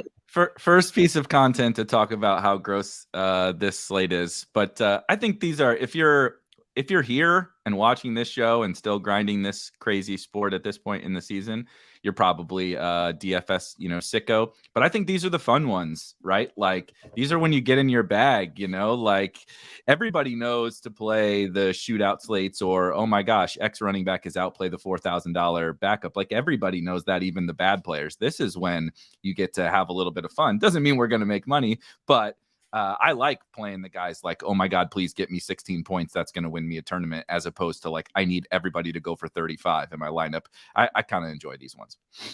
Let's finish strong. Let's get a couple hot takes out there for the people. Bobby, feel free to be as ambitious as you want to be. Set the bar, walk the plank as much as you want to walk it. Give me a hot, scalding take. Go for it. Christian Watson, 2 touchdowns. There you go. See that and raise it, Tim. Jonathan Mingo is on the Millie Maker winner. I'm going to say not Watson, but Aaron Jones. I'm buying into the coach speak. Aaron Jones gets in the box twice. He's a top 3 running back, raw points, gets over 100 yards as well. But you guys are going to have – the bar is set, Erik and Squirrel. I'm sure you guys are going to go and talk the slate. Lots to get into. Do appreciate y'all watching the first portion. On behalf of myself, Bobby, and Tim, thanks for watching for our part of the show. Now it's Beimfohr. Beimfohr, take it away. Yeah, we have definitely set the bar high here. A bunch of Packers love, and Jonathan Mingo, who has had one game of more than 10 PPR points, is going to be on the Millie Maker winner. I love it. That's what I'm exactly looking for, and that's what I'm excited about here for this show, to talk with my good friend John Breslin, aka SquirrelPatrol. We are here on GPP Final Takes, as you can see on your screen. If you are not familiar with the show, if this is your first time joining us, A, thank you for being here with us. B, what we're going to try to do is cover, again, kind of like the title of the show, the final takes, everything that we are kind of thinking about, processing all the most important decisions for tournaments. Of course, if you are playing cash games, we will do our best to answer any questions that you have, but we probably won't reference a lot of cash games throughout the course of the show. We're not necessarily going to go position by position. We're not necessarily going to go game by game. We'll kind of bounce around to some of the most, pertinent topics. And this slate, I won't say that it's gross, even though I just did. I won't say that it's gross, but I do think we'll be bouncing around to kind of some crazy stuff. And of course, if you have any questions, please drop them in the chat. We will try to, over the course of the whole, hour and a half, hour and 15-minute conversation, cover as many of your questions as possible, because a lot of the times that will lead us into most of kind of the final takes for tournaments. But as we start to dive in, I love the hot takes that the guys gave at the end of last show. And I will say, from a macro perspective, what they were kind of leading into has me like thinking a lot about this slate and how I want to kind of kick it off in terms of when we get these gross slates, right? Everybody will say this, but it is also largely true that the chalk, the highest owned plays on a slate like this, oftentimes, not always, oftentimes are guys that like we may not even consider on a lot of other slates, which in turn means, well, that the scoring may be a little bit lower. It's tougher to make high projected lineups, whatever. But I think we, like I mentioned in the little segue here, we can get into our bag a little bit from a tournament perspective and flex our muscle, not so much on the projections and digging into all of these games, but more so like, right, leverage and just finding, like, you're so good at finding under-owned, over-owned, like what's the efficient ownership of all these plays. That's important on every single slate. But I think today in particular is like, are we just jamming X player because we don't we don't want to click anybody else, but he's going to be way over-owned for the slate? I think in particular today, really digging into all that is super important. And that's kind of where my mind's at as we head in here. How are you thinking about it? Good. I think it all like starts and ends. Well, it doesn't end, but it all starts, with the quarterback. And I think there's some key differences between the two sites. One of the things that I looked at our like optimal stacks tool, because I'm supposed to write an article on that every week. That was one of the things that ended up getting swept aside with the hospital visits. But it said that on FanDuel, like Jalen Hurts and Lamar Jackson are going to make up like 45% of the ownership on the slate on FanDuel, and that's not enough. Like that's under the optimal rate, which I think is amazing. Like that's stunning. And it also said that they're 45% owned approximately on DraftKings, and that's too much. And that actually, like, that was confusing to me, and I just kind of glossed over it when I was starting to write the article. And then I realized it actually makes a lot of sense, because I think that those quarterbacks are so prominent that, like, when you look at the slate and you look at like the implied point totals and you look at the game totals and you just look at the names, that you're like, okay, like it's really hard to get away from those two guys. But on DraftKings, you can gain a lot by going away from those two guys, and those two guys both have like substantial paths to failure. And particularly, I think like Dak Prescott and Tony Pollard are going to be like popular choices on offense as well. And that's like all in that one Dallas-Philadelphia game. It's the most appealing game, I think, when you just initially glance at the slate. But those are two good defenses. And so if that one game busts, like that is chopping down a huge amount of the lineup. So like, and I don't think it's going to be like 3-0 or anything like that. But like, if it just like goes under kind of the projected salary, return, then that's taken out. It's like 60% of the lineups, with the, are going to have pieces from that game. So yeah, it makes for some interesting like tournaments, like, kind of game theory builds, especially for playing on both sites. Because I think there's an argument to just eat the chalk on FanDuel and not eat the chalk on DraftKings. That's so funny that you say that, because I could not agree more. And we'll start the whole tournament take show with the one game that everybody might actually want to watch today, Cowboys Eagles, the one game that you feel like, okay, these guys might score some points. But as you said, that game actually to me stands out as the game that is just getting love because there's nothing else, right? It's like it's one of those where nobody wants to click these gross quarterbacks. There's so many missing quarterbacks, and then the quarterbacks that aren't even missing probably weren't good to begin with, or they have bad matchups. But as you said, this is not a game from a defensive standpoint that we're like would normally be that excited about. Then you factor in the pricing on everyone in that game. Well, I promise, I think Luis is in the chat. I promise you we're going to continue to make sure we hit on FanDuel, as John already has. Tony Pollard is a very different conversation from site to site. The pricing on Tony Pollard on FanDuel is actually kind of funny. But, right, like A.J. Brown and CeeDee Lamb, like basically the two most expensive wide receivers on the slate on DraftKings, and like exorbitantly more expensive than so many other playable guys, right? Jalen Hurts, who also right now is tending to a knee injury. Generally the dual threat quarterback who we're banking on a bunch of rushing production from to hit his ceiling, right? He got there passing last week. He can get there passing, but I don't want you to get there as the most expensive quarterback on the slate. I want you to dunk on everyone and gap the field, right? And have a 40-point fantasy game, because I don't want all these quarterbacks 6K and below, even from Dak on down on DraftKings. Like I'm not saying I know which one, but they can go get 20 to 25. Like there's guys down there are going to get 20 to 25. If you're playing Jalen Hurts and to a certain extent Lamar Jackson as well, you need that 35. Like, you need to gap the field and you need those ceiling outcomes. And I feel like but some people maybe just defaulting to that game when like you said, salary wise, site dependent wise, particularly on DraftKings, there's a lot of issues with that one. So let's just stay on that one for a little bit. And I see all you guys' questions. I promise you we're going to start to hit all of those, but I do just want to talk through this game a little bit. How are you trying to play this game? Like, in terms of overweight the field, underweight the field when you are attacking it? Are you AJ, the AJ Brown, CeeDee Lamb, whatever, and try to find punts around it? Or just generally, how are you processing this game in your 150 set? I think I'm going to end up under the field, but with pieces on my other lineups. And some of that, like, I'm going to end up under the field on Jalen Hurts. And I don't really want to be like a FanDuel, but so just getting back to the quarterbacks thing, and because I think the quarterback differences between the sites is one of the most important things on the slate. Like, if you're going from, like, say, Lamar Jackson to Baker Mayfield on FanDuel, that only gets you like $1,800 out of 60,000. On DraftKings, it gets you like 3,000 out of 50. And that's a big chunk of salary cap difference. Jalen Hurts is more expensive on DraftKings, and Lamar Jackson is Jalen Hurts, I think, is less expensive on DraftKings. And Hurts is more expensive on FanDuel. So on FanDuel, where I'm eating the chalk, I'm getting a lot more Lamar Jackson. And on DraftKings, where I'm trying to get away from the chalk, I'm just getting a lot less like Jalen Hurts because he's more expensive.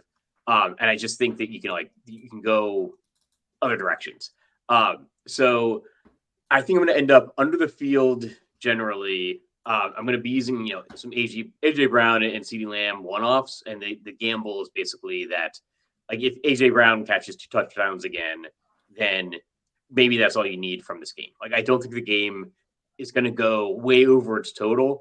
It can, and so I'll have some like game stacks of this game. So I'll have some, like, when I play Jalen Hurts, I'm going to try to pair him with 2 wide receivers, and I'm going to try to be over the field on Swift. In my non-Jalen Hurts rosters, if that makes sense. Thinking that maybe the knee is an issue. The knee kind of strikes me as like Joe Burrow's ankle, where it's probably really going to limit him until it doesn't, and we're not going to know. 100%. So that's a great point. Like, so I think there's an argument like to play some Jalen Hurts, but if you're playing Jalen Hurts, don't just play like a Jalen Hurts, AJ Brown, Tony Pollard stack, because I think that's going to be pretty highly owned, and like that singular path is just kind of off. So it's somebody I think we talked up last week. He did well. Devontae Smith, I think that's an option. I think the secondary receivers on Dallas is a really interesting way to go, because I think everybody's just going to see CeeDee Lamb. But actually, like, Dak Prescott was spreading the ball around pretty well last week. It's just that CeeDee caught like 3 touchdowns, and so that's what jumps out on or I guess 2 touchdowns. So it jumps out on the box score, the game log from that game. But I think going with peripheral wide receivers for Dallas, I think going overweight like Devontae Smith or going with DeAndre Swift on like Jalen Hurts rosters is a way to play the game. Yep, I like that. It's funny.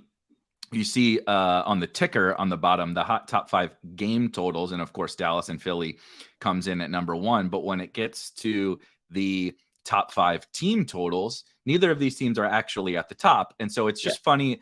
That's like neither here nor there really, but I just happened to see it coming across my screen and it clicked. It's like, well, actually the Browns and the Saints and the Ravens and all these other teams are projected to score more points. There's another game, which of course you see Indy as number 5 here. There's another game, Indy, Carolina, which has actually 2 bad defenses. And now the offenses aren't as good. So the game total doesn't stand out as much, but like, just trying to contextualize the fact that, yes, that game, it looks the most exciting to me. I'm most excited to watch that game in terms of like a football enjoyment factor. But from a DFS standpoint, I think it's a little bit of it's tough. It's certainly tough in tournaments. What I will say is I agree. I think that the ancillary pieces are the most interesting to me in tournaments because I don't think people want to play Swift.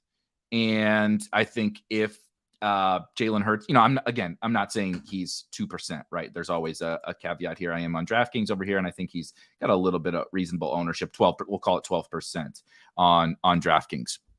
But right, we have the Hurts is going to get every goal line touchdown, and they're a passing team. But Swift took over. He got to a season high snap rate and snap share, touch share for the Philly backfield, which we know is just a fantasy gold mine. I think Head Chopper tagged him in Lineup HQ and wrote a note, which I agree with, that with Jalen Hurts potentially on a wobbly knee, like you said, who knows exactly how he's feeling, but potentially on a wobbly knee against one of, if not the best pass rush in the NFL, what's the best way for the Eagles to come out? I don't know, let's just smash these dudes in the face and run the ball with DeAndre Swift. And the next thing you know, we get another Swift Minnesota Vikings game where he's got 25 carries and 150 yards. Just got to get in the end zone. He's going to catch a couple passes. And 6,600 for DeAndre Swift is a totally reasonable price. And I don't have to I don't have to play an 8K quarterback with an 8K wide receiver. Even Devonta Smith, who I do kind of like today, is 7,100, right? Dallas Goedert's almost 5K on DraftKings at tight end. It's just an interesting way to play it. And I agree. Michael Gallup, doesn't maybe have as good of a matchup and certainly not as high of a target share as CeeDee Lamb, but we're talking about 8,200 versus 3,600 on DraftKings. That is a stark difference. Jake Ferguson is a totally fine tournament play at tight end, getting very little ownership at 4K versus, the cost you have to spend on some other spots. So one thing I do want to ask before we move on from this game and hit some of these folks' great questions in the chat, Tony Pollard, I have DraftKings up here, but what are you doing with Tony Pollard at, I believe, $6,600 on FanDuel? How the mighty have fallen from a borderline first round pick all summer in fantasy football drafts to the 20-something highest price running back on a horrible slate. He's priced like Brian Robinson on FanDuel. And but the matchup isn't great. He obviously has been bad. What are you doing with Tony Pollard on FanDuel specifically? Yeah, I think he's a good play. I think you seem to get more savings with Pollard on FanDuel than on DraftKings. So I think he's a good way to get a piece of the Dallas Philadelphia game without necessarily having to game stack it. But Philadelphia is also not a defense I necessarily want to pick on. So I think if you're getting different elsewhere in your lineups, I think it's fine. I do think that, I think you got to think about your total ownership with the lineup, though. That is a great point. And the running back ownership. Go ahead. The running back ownership is very funny on FanDuel. A bunch of Alvin Kamara and a bunch of guys who have done absolutely Zippo this year in terms of Josh Jacobs, Bijan Robinson, Tony Pollard. Pretty funny collection of ownership. I'm gonna come back and start to hit some of you guys' questions, especially while John is taking a quick step away. Luis, if you have any specific questions on FanDuel single entry, please please bring them to the chat. Yeah. Not to derail, but Matt mentioning the Tyreek revenge is not going well. Dolphins getting railroaded by the old Chiefs, but let's see if we can get some Dolphins second half. Eric with the C mentions Taylor Heineke to Kyle Pitts. I don't know about over 300 yards and 2 TDs to Kyle Pitts. I got some hot takes. That one's pretty hot, but I do think it's interesting with the Falcons in general. So on one hand, I don't generally like a backup quarterback. Now this is a little bit of a different situation. Heineke and Ritter are probably really no different. I don't generally like a backup quarterback without their best player on offense. Drake London. You remove, I understand the Falcons are funny. They spread the ball around. I love Kyle Pitts and Bijan's great. But when we remove Drake London, their clear target share leader, he was en route to a big game. I played him last week. He was en route to a big game before he got hurt at the very beginning of the second half. The matchup is okay against Minnesota. It's not amazing. It's not bad. How are you thinking about the Falcons with Drake London gone, because on one hand, I see a decent matchup, a cheap quarterback, and like really not much ownership on the Falcons. On the other hand, I see Taylor Heineke versus Jaron Hall with no Drake London and no Justin Jefferson. And like, is this game really gonna like pop off to win me a tournament? I'm torn. I actually kind of am Taylor Heineke fan. Like, he's a gunner. He reminds me of like a Bones Highland, right? In the NBA. Like, it's Taylor Heineke. First time Taylor Heineke is ever going to be compared to Bones Highland, but it makes a lot of sense, actually. Yeah, he's just a gunner. And like he's going to take the risks. He's going to make some mistakes. He's going to miss some shots, right? But he's going to keep shooting. And so it's an interesting matchup with like Arthur Smith in Atlanta. So I think like Heineke can add a little bit on the ground too. So I'm kind of a fan. I actually do want to be overweight him. More on DraftKings than FanDuel, and it's more of a 150 kind of max play. But I think he's an interesting like million maker type play, because I don't know, what if this is Kyle Pitts week? We've been saying it for a few years now, but like, yeah, Drake London's out, so maybe that is really good for Kyle Pitts, and like maybe Arthur Smith has always wanted to be an air it out head coach, and he just hasn't had Taylor Heineke as his quarterback. It's a possibility, and so I don't know. My head is telling me it's not a great play, and the game total is saying it's not a great play. But I don't know. It's indoors in the dome. I think there's worse risks for like a million maker type lineup.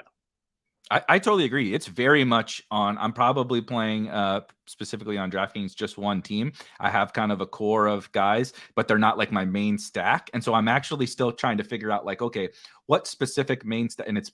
Spoiler, it's going to be one of these cheaper quarterbacks. I'm not playing one of the top two expensive guys. But so we're going to go through a lot of these, and 100% Heineke is very much in play for me on this one. Like, something I'm thinking about a lot for this slate is if I have this take about those expensive quarterbacks. And again, I'm not saying don't play the expensive quarterbacks, like especially if you're playing a bunch of teams. I'm not at all saying you have to full fade these guys, although I might if I were playing a bunch of teams. However, I don't want to just punt the position to punt the position. I want to play into some guys and say whatever we want about Taylor Heineke. He did flash some real upside with Washington. And I think Arthur Smith offenses, right? I've played Desmond Ridder multiple times this year, quite successfully, actually, right? I've played Sam Howell a bunch of times this year. I've failed miserably on some and failed miserably on some other quarterbacks, whatever. But going down there to get a guy who, like you said, he's not Lamar Jackson, but he's got a little bit of rushing juice. The Atlanta offense provides a little bit of rushing juice for the quarterback. The Atlanta offense, for all of the circus elements that it has, right? Spreading the ball around, throwing it to Jonnu, throwing it to Scotty Miller, running too much, whatever. They score points. They just do. They score points. The matchup is totally fine. Arthur Smith can scheme up stuff to score. And I think that at 5K, Heineke is one of the better punt quarterbacks available on DraftKings to us. I don't think that he really has the upside on FanDuel to get into play. And again, that's the thing that you talked about with making sure we're differentiating between quarterback on both sides. But I do think, and what I think Kyle Pitts is the best option to stack with him, because it's Kyle Pitts. I think he has the most upside, or we can dream about the upside if he grows his role without Drake London. But it also gives you that cheap quarterback, and you fill your tight end position, which if you think the slate is gross overall, go look at tight ends and tell me which one of these guys you actually want to click into your lineup. So being able to cover that spot with your stack is a really big perk to me for cheap, right? And then you compound the fact with, this is something I'm trying to, again, I'm talking about getting in our bag with tournament plays. It's like everybody's playing Bijan because he's super cheap on both sites. It's like, so everyone's expecting the Falcons to have success, but they're playing Bijan just because of the price thing. They don't care about the matchup or whatever. I can get leverage and like, okay, everybody's right. The Falcons are going to score, but it's Heineke and Pitts instead of Bijan Robinson. Now I'm going to lap those Bijan teams. Then I'm also probably going to have a lower owned running back than they do in that spot. It's like, it's a really nice compounding effect, a really big perk across your lineup. So I'm pretty into it. Let's talk about Bijan though, really, really quickly. What are you doing with him? Because he's also similarly cheaply priced, but I don't really feel all that comfortable with him, to be honest. Yeah, I don't know. Like I think, comfortability is maybe the key word there. On paper, he's one of the best running backs on the slate. This guy was a first-round pick in our season-long drafts. They're now on the backup quarterback. I don't know what that does. Honestly, I don't know. Does this maybe move the offense a little bit more? It's interesting because we don't necessarily care about the Falcons winning the game. We care about them putting up offense. Yep. And what they've been doing is winning more games than we've been expecting them to win, but putting up less offense than we expect. Having Kyle Pitts, having Bijan Robinson, having Desmond Ridder, a highly drafted quarterback. We've been just expecting the ball to move more, and they're decent on explosive plays, but they just like to just run the ball, and they'll just take the air out of the ball. With a backup quarterback, how does that change things? And Marcus Mariota was a pretty similar quarterback to Desmond Ridder before Ridder was playing. So we've seen this style of offense with the Falcons so consistently, but Taylor Heineke's a totally different kind of quarterback. So does Arthur Smith let him pass the ball a little bit more? And what does that do for Bijan? Does that open up some running lanes? Does that, is Taylor Heineke going to be passing to the running back more or less? It's really hard to know. So I think you've got to put Bijan in there as one of the top running backs on the slate. But yeah, there's some concerns. But it's only a 10-game slate, and there's pretty much concerns for everybody. The top running backs are Tony Pollard, going against a good Eagles run defense, Josh Jacobs, who just gets volume and hasn't been doing a whole lot all year. So I don't know. Yeah, I think you could do a lot worse than Bijan. Definitely. It is funny because I will be critical. I'm sure you will be. We were just critical of Cowboys Eagles, but as you just said, we're just trying to wade through and figure out exactly exactly where we can get a strategic advantage. I'm not trying to say anything really even that negative about Bijan. There are concerns with, I'm going to click 8 players or whatever it is into my lineup on DraftKings, and I'm not going to feel good about a single one of them, honestly. Not a single one of them will get to even my favorite plays, and none of them are comfortable. But that's also part of the point, is if you're not comfortable with the highest owned players, I tend to try to steer away a little bit from the highest owned players when I have a 5% guy who I don't feel comfortable with, and I have a 30% guy who I don't feel comfortable with, and they project within reason of each other. I just tend to, like I said, I'm excited about this slate. I give, in 2.5 hours or whatever, I'll be saying something different, I'm sure. But I get excited about these slates because, look, no one has a lineup that I think everything looks awesome. They'll probably all tell a good story, whatever, right? The good players are making good teams.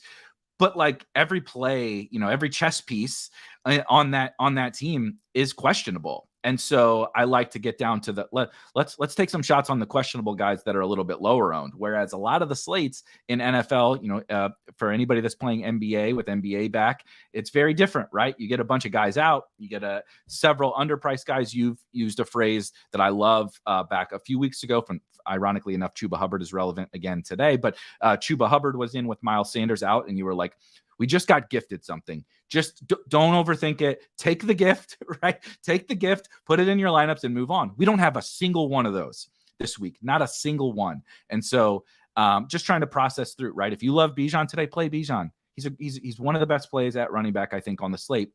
But it's important to understand him being the best running back play on this slate is very different than him being the running back play a month ago, because the times have changed.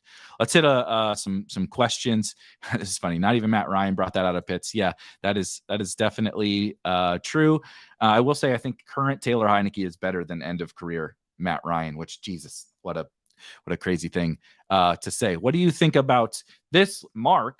Another game, another interesting, I gotta stop using the word interesting. Another intriguing game stack is Houston and Tampa. Another game that would never make the list on most weeks, but you have two teams who I think, from a pass rate perspective and from how they succeed on offense perspective, you can see pretty clearly that it needs to be through the air. I know Devin Singletary is a thing that we can mention here in this conversation as well, but the Texans, pretty consolidated passing game, right? Robert Woods out again, so you pretty much just have 3/4 guys if you include Noah Brown. And then on the Bucs side, you almost really have two guys. Maybe if you want to include, Cade Otton or something like that. Of course, you have Rachaad White out of the backfield, but pretty consolidated. Both teams really need to pass to win. And I think in this spot, both teams probably need to pass, given the matchups against the run defenses. What's your interest level in something like a CJ Stroud, Nico Evans, or just this game stack in general? So I think the site is important because what I like to do on DraftKings, what I'm doing is I'm going underweight the Jalen Hurts. What I'm expecting to be very high Jalen Hurts, Lamar Jackson ownership, but I don't want to go down to the kind of the dregs, the total backups. I think those guys are going to actually be overowned. I think the backup quarterbacks that are coming in, because everybody likes to play somebody that they think they're the only guy that knows about him. So the Jaron Hall, Tyson Bagent, Brett Rippins. I'm trying to avoid those guys, and I'm trying to go overweight the middle range. So the CJ Strouds, the Baker Mayfield, Gardner Minshew, maybe a little bit of Taylor Heineke, and definitely Mac Jones going against the Commanders defense.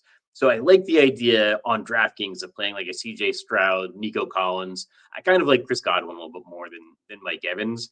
So I would probably go a little bit more, maybe with Godwin. I would maybe go just with a CJ Stroud, Nico Collins, Tank Dell, double stack. And not necessarily thinking this game is going to shoot out tremendously, but I think CJ Stroud, Nico Collins, and Tank Dell can do enough at their prices, then maybe fit in a mini game stack from another game. I think I said it last week. I was stunned to see Nico Collins and Tank Dell both in the top 10 in yards per reception, with Nico Collins leading the league. It was 2 more than Tyreek Hill. So those are some explosive playmakers, and they can put up some big plays that can get you over the top on a tournament.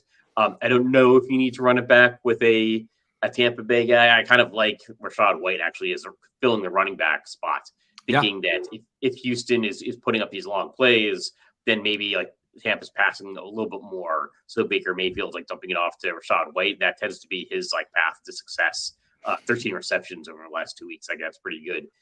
So yeah, the piece that I would take away from that is maybe the Mike Evans stack, but I think it's reasonable. If you have a good feeling about Mike Evans, then go for it, especially on DraftKings.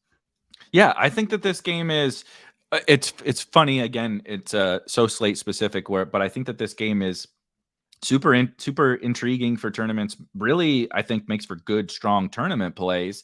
Not because this game, right? It's compare this to the Eagles game from a tournament perspective. I actually like this Texans game more for tournaments. Of course, we're playing a salary cap game, so that's the most important part. But then you also get the salary elements with some of we can dabble in a little bit of narrative or intangible type stuff in terms of the Bucs coming out and Baker and the coaching staff coming out and saying, finally, they finally realize this. It feels like you should know this, maybe self-scout your team a little bit better, but that they can't run, right? That they can't succeed on offense running the ball. Right. And so light bulb went off. Oh, shocker. 8 games of running for 2 yards per carry. They finally realized, we're probably going to have to throw to win.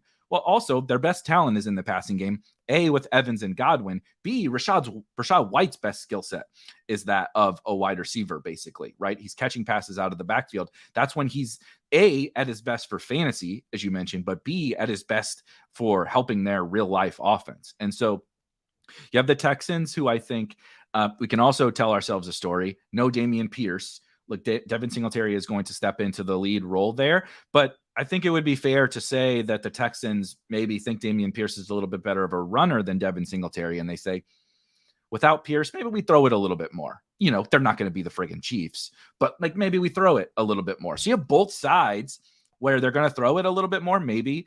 And it's really consolidated. There's 2 or 3 guys on each side, right? If we throw out Singletary, which I'm not trying to throw him out as a tournament play, but from a pass game perspective, right? Tank, Nico, Dalton Schultz, Noah Brown's going to get a few looks here or there, but it's really those guys. On the Bucs side, it's big 2 wide receivers and Rachaad White, sprinkle of Cade Otton or whatever. But I think for slates like this, where there are not very many games, there are not very many good plays, I love to find the game where if it exceeds its point total, right? Everybody sees the over-unders, the actual projected point totals, from the betting markets. But what we really want in tournaments is the games that go over their point total. Why is that question in the expert survey every single week? It's because if the game is at 45 total and it lands on 45, that doesn't do any of us good. That's what the projections say. The projections have that in there. But I want the game that's projected for 43 points and goes for 60, right? Because that's when I lap the field. You combine that with the pricing, and then you combine with like when it's really consolidated. I think on a week like this, I really want to target that game stack, play several pieces from that game, right? A double stack with a bring back, or even 2 bring backs. Give me that one game, because there's so few great plays. If I just spot that one game that goes 20 points over its total and I get all the scoring from that game, I'm going to give myself a damn good shot, especially I'm a little bit more, right, single entry, 3 entry max type stuff. In smaller field type stuff, dude, give me 4 pieces from the one game that scores 60 points this week. I'll live with it. I don't care what else happens. Like, just let that happen. And I'm not saying this game's going to score 60 points, but it also doesn't need to, right? Give me 50. Give me the low 50s. If it all goes to those main core guys, you can win a tournament that way. So that's definitely one that's on my list. Where would you rank that one amongst? I was listening to you, the Mac Joneses and the Heinekes and all that. How would you rack and stack some of those, middling games, but that are very much in play for tournaments? So probably my favorite is the Washington New England game.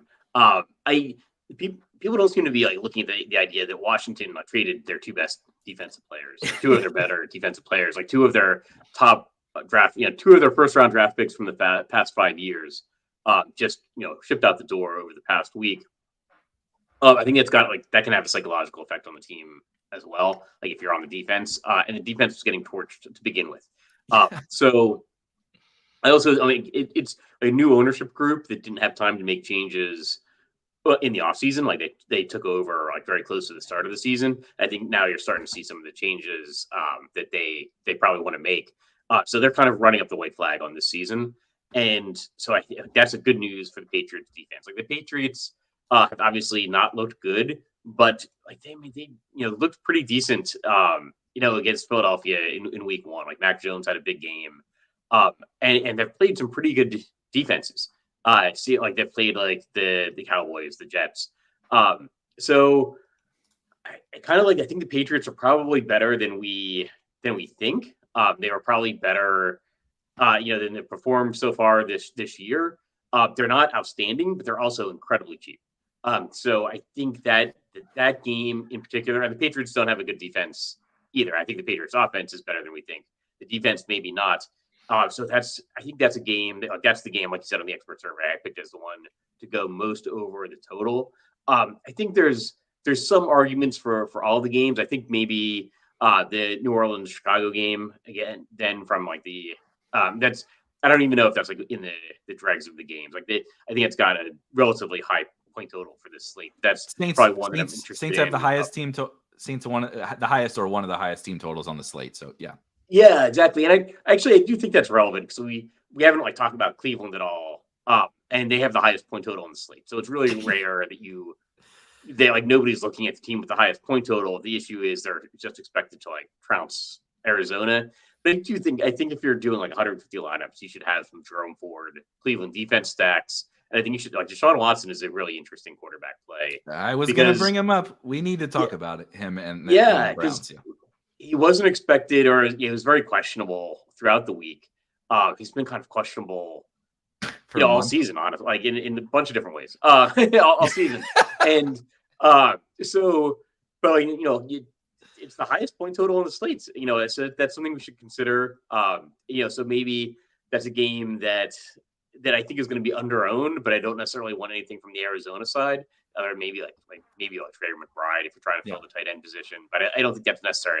But that's a game that I'm interested, or a team that I'm interested in. Yeah. So several different things there. One, the Browns thing is fascinating to me. I've been trying to wrap my head around it because. So let's take a step back and think about the Browns. Setting aside all of the, I don't even really want to talk about the Deshaun Watson stuff and just the total shit show that is the Cleveland Browns organization this year, right? You have the grossest slate of the year, right? in facing one of the worst defenses in the entire NFL, projected to score the most points on the entire slate. On DraftKings specifically, I can pull it up while I'm ranting and raving here. Their highest owned player on DraftKings is going to be 10% owned. Also, it's David Njoku, and I think he's the worst out of all of them. None of their running backs are popular. Now, granted, there's probably going to be 3 of them that get the ball, but none of their running backs are popular. Their wide receivers, they really only throw to 2, Amari Cooper and Elijah Moore. They traded Donovan Peoples-Jones this week. I'm not saying that matters for those guys because he wasn't getting the ball anyway. But Deshaun Watson has really only thrown the ball to Amari Cooper and Elijah Moore so far this year. Elijah Moore's 3,900, projecting for about 10 points, which is really not bad at all for a $3,900 player, and is 3% compared to some of the other punts, which we'll get to, like Demario Douglas and some of these other guys that are much higher owned. And again, they're facing the Cardinals. Deshaun Watson, who, look, trust me, even setting aside the name Deshaun Watson, it is certainly doesn't inspire any confidence to click him into a lineup. I don't know if his shoulder is right. I don't know if they're just rushing him out there because this front office is tied to this dude. Like, he has to play. They can't keep doing this. But also, I don't really understand why they would bring him back against the Cardinals if he weren't physically capable of throwing the football and running and all that kind of stuff.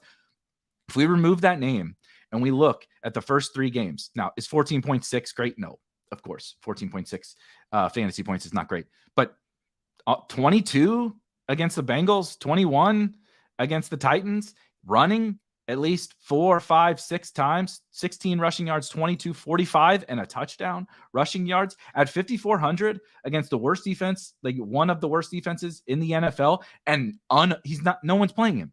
No one is playing this guy. No one is playing his wide receivers. People want to play the Browns defense, and so do I. Who doesn't? But like, nobody wants to play any of these guys, including, we're just talking about all these cheap quarterbacks. Deshaun friggin' Watson, right, is 5,400 against the Cardinals, and nobody wants to play him. You compare him with Elijah Moore. You can play Trey McBride as a very clear bringback, right? Or there's no Nick Chubb, and nobody wants to play Ford or Kareem Hunt or whatever.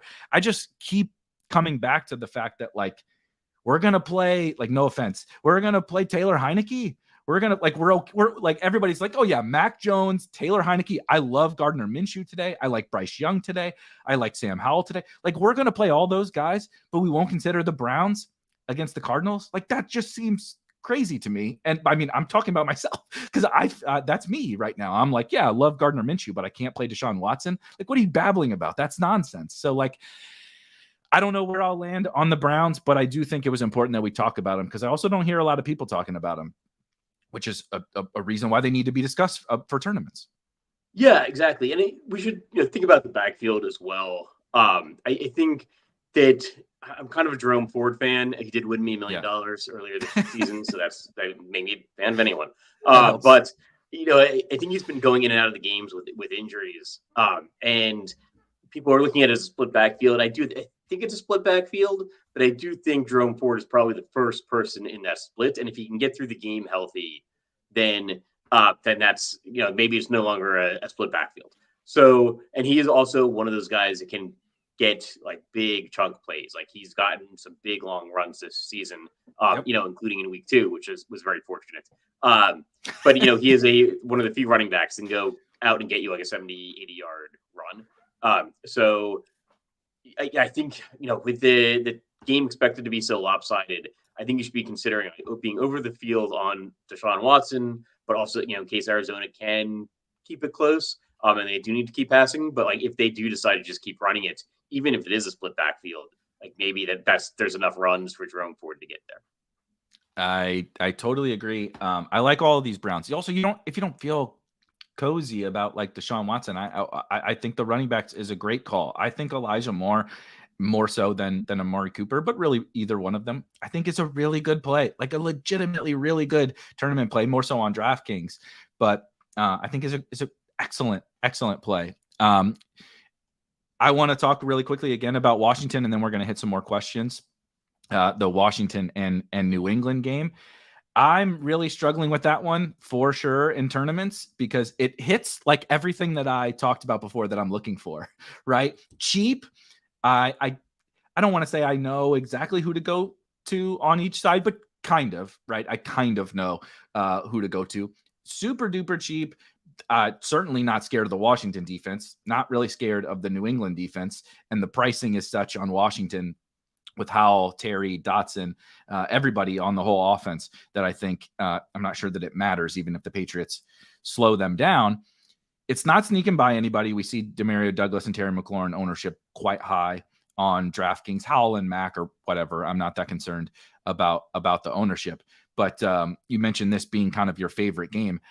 Is it mostly just like Douglas, maybe some Hunter Henry on the New England side? And then what about the Washington side? Because this is maybe my hottest take of the slate is on the Washington side, but I am intrigued by this game and I know you're heavy on it. So how are you kind of digging into it in your lineups? It's mostly Demario Douglas because he's just so cheap and there's so much opportunity. I do think the tight ends are interesting. Both Henry, probably mostly Hunter Henry, maybe some Gesicki. As like a Millie Maker entry, lineup type lineup. On the Washington side, I think you can go like Terry McLaurin and Jahan Dotson. I don't think you need to go crazy. Like I don't know that anybody else is going to get so much volume that you need to like be over the field. If you want to, again, a Millie Maker entry, I think it's fine.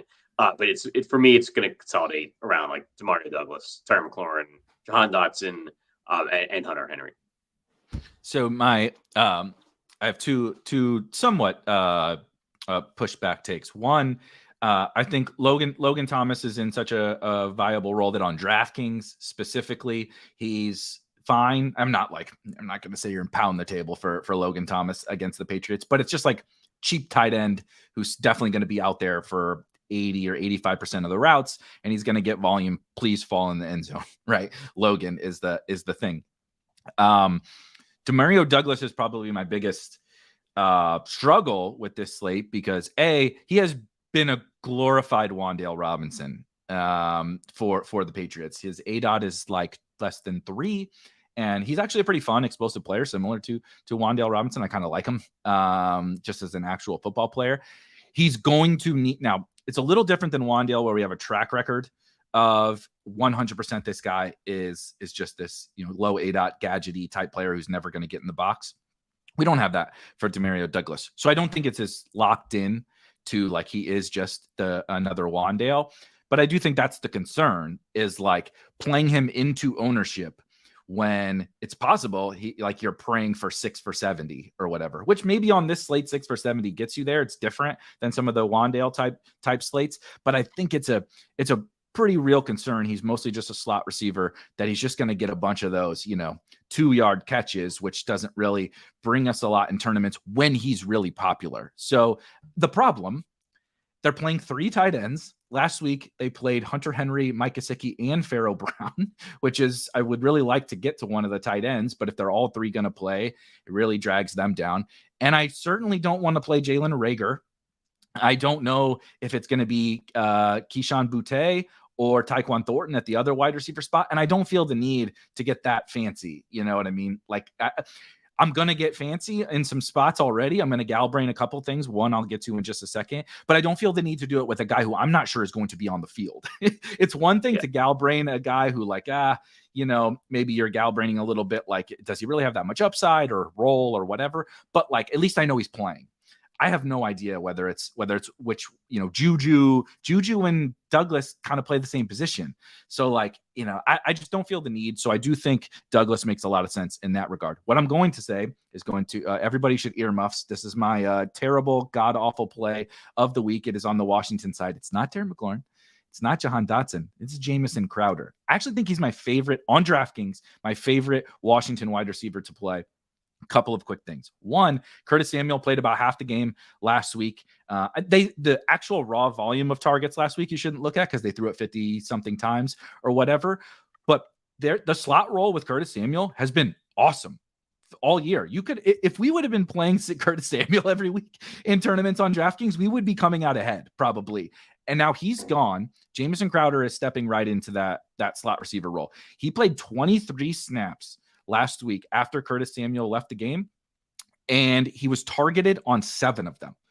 That's pretty crazy, right? And when you think about it from Washington's perspective, how they play offense, they need to throw to win because they're not a very good running team, but they can't pass protect. So what does that mean? Why is Curtis Samuel popping every single week? Is because Howell doesn't have time to get the ball down the field to Terry McLaurin and Jahan Dotson as much. I do still really like them this week, but I think Crowder is like my favorite punt wide receiver. I think if they keep throwing and they're worried about the pressure, I think the slot receiver role is just really, really good here. Is he going to score a touchdown? I don't know. He did last week though.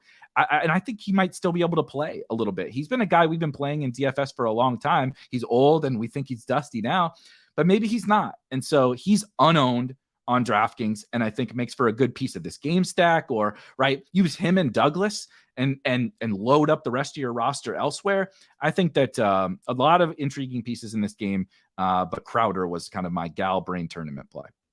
No, I think that's actually a great call, because this is like the Chiefs offense that Eric Bieniemy is kind of trying to bring over to Washington, and they've always had that gadget player. So it's like kind of a diverse like slot receiver role.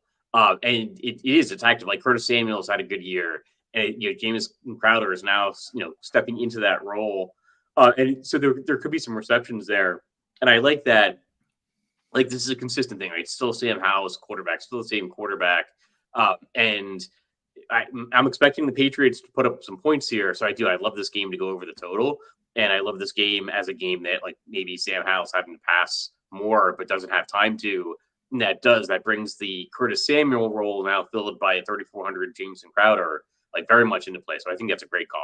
That's something I'll be adding to my set, like particularly on DraftKings. You can always come to this show and get some the Patriots offense without Kendrick Bourne and Devontae Parker is one of our favorites, and Jamison freaking Crowder. This is our Jake Bobo and all these crazy guys that we like to play. But I think also, again, another reason why I'm being a stickler for it and why I wanted to talk about this game, I think it's just super appealing for tournaments, not even just from like, is this game going to go over the game total? I agree with you. I like that take as well. But what this does for your lineups is crazy. Like, dude, do you want that Eagles game? Like, you want to know how you get it? These guys can get, like, you disagree with us on like Hurts or even Lamar or whatever. Do you want to get them? You can do it in a really smart way. This way, do you want to play Demario Douglas at that ownership? You know how you do it? Play him with Jamison Crowder, right? Like, do that. Those kind of little things can really unlock a lot for you in tournaments this week. So it's not just me gal braining a stupid Jamison Crowder take or Squirrel saying, I think the Patriots are going to hang 40 on Washington. But I think it makes so much sense from a roster construction perspective. All right. I've been rambling about stuff. I want to hit you guys' questions. I apologize for being a little bit behind on the questions. Pernav says Watson, meaning Deshaun Watson, is not 100%. I'm definitely not going to argue that. I played some of him in the Colts. Got onto him in the Colts game when Jerome Ford got really, really mega steamed against the Colts. And so I got the -1 fantasy point game from Deshaun Watson. That was a lot of fun. Sweet leverage play by me.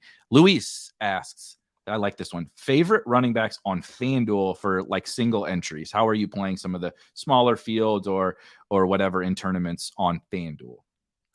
So single entry, I don't think you want to get too crazy. Like there's maybe a list of like 6 to 8 guys. Like I think Josh Jacobs is probably the number one guy. And then I like DeAndre Swift as well, especially if you're not using Jalen Hurts. And it's not that Jalen Hurts and DeAndre Swift like can't hit together.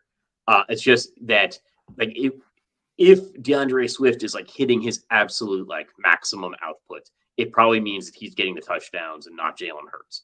So I love the idea of playing like Swift on a roster without Hurts. Ramondre Stevenson, you can pair him with the Patriots defense. Like maybe this game doesn't shoot out, and it's just like the Washington offense is giving the Patriots like short fields with turnovers. And so it's a Ramondre Stevenson Patriots defense game instead of the going over the point total game, which I think it could go either way. We talked about Bijan Robinson. Tony Pollard obviously in play. We didn't talk a lot about Devin Singletary, and I think he's in play because he is the closest thing to the gift that we have this week. And it's not a play I'm super crazy about, but it is hard to find a running back cheaper than him that's viable on either site. Yep. And that's something to think about, is that if we're starting to love the running back position less and less as the years go on, maybe we just want to be spending less money on it and getting something. And I think Devin Singletary is that spend less money on it and get something play, at least the best one that's out there this week. And so if all of the running backs are failing, what you want is to be spending the least amount of money as possible. So I think Devin Singletary is absolutely in play as a single entry quarterback or a single entry running back. And then if you're maybe spending up a little bit more and want guys that are a little lower owned, I think Aaron Jones and Jonathan Taylor. Great calls. Really quick before I mention a couple more names. A little bit bigger price difference on FanDuel. I know the question was FanDuel, but how would you compare Chuba Hubbard to Devin Singletary? Either site or just generally speaking? I think I like Singletary more because I think they're similar players, and I think Singletary is just a lot cheaper. So my answer there is probably Devin Singletary. You're saving, I think, a 700 on DraftKings. I think it might even be a little more on FanDuel. So I like the Singletary play. He's been doing better than Dameon Pierce to begin with. Yeah, that's something we've been discussing on the show every Sunday. People saying, "I want to play Devin Singletary." We keep going, "No, play Dameon Pierce." So maybe you should play Devin Singletary. Yeah, right. Yeah, that is funny. I think I flag planted, or it was my hot take or something like that a couple of weeks ago. Dameon Pierce finally having a big game, and spoiler alert, no, he did not. And it's because they can't run the ball. I think that's my biggest concern with Devin Singletary. It's not a good matchup at all to run the ball against the Bucs. And what has Houston shown us over the course of this entire season, that no matter who's back there, even if you had consolidated into one player all of their running back production, I'm not sure I would even play it on maybe on DraftKings with full PPR. But couple of other names that I wanted to toss out there. I have Saquon Barkley tagged here. I know he's a little bit more expensive. Trust me, I know that the Giants are not an offense that we feel like we want to invest in, especially without Darren Waller. But this matchup, if Saquon can't do it here, he is never going to do it, because the Raiders are getting destroyed on the ground. Obviously, they just had the whole disaster that is Josh McDaniels, and Antonio Pierce, who was part of a college scandal as a coach, is now a head coach of the NFL. Just what a disaster. But they moved away from Jimmy Garoppolo. Obviously, lots of change going on with Vegas. But the one thing that hasn't changed is their run defense. It's not like the talent is not going to improve, and their defensive coordinator is now their head coach. So I don't really expect anything on defense to change. They've been just gashed by the Lions and the freaking Bears. And every team is running all over these guys. And so on a week where we don't have a lot of running backs that I really want to play, I know you got to spend up to go get them, but the one true workhorse probably on this slate, Saquon only comes out when he's tired. He's going to stay in there and get every touch. He's going to catch the ball. He's going to get the goal line carries. Are the Giants going to score a bunch? I have no idea, but I don't know who's going to score on this slate. We just talked about Washington, New England as a game that we love. You know what I mean? I don't know exactly how the Giants are going to go, but I know that Saquon's role is really, really secure, and the matchup is good. So he's big for me. I do want to talk about Jonathan Taylor in a second, but Aaron Jones is very intriguing, I think, for tournaments. The price is great. And Dean mentioned it on the handoff to us in between the two shows. I think it's at least interesting on this slate in particular. On a lot of slates, I would just be coach speak. I don't really need to worry about it. But when I'm dying for some kind of play that's underpriced relative to his role and upside. And if Aaron Jones really, for anyone that didn't hear, Matt LaFleur mentioned that Aaron Jones is finally healthy. He had said last week he doesn't think he's 100%. He said he looked great in practice this week. He feels really good about Aaron Jones. And they said, air quotes, "I'm ready to unleash him." What does that mean?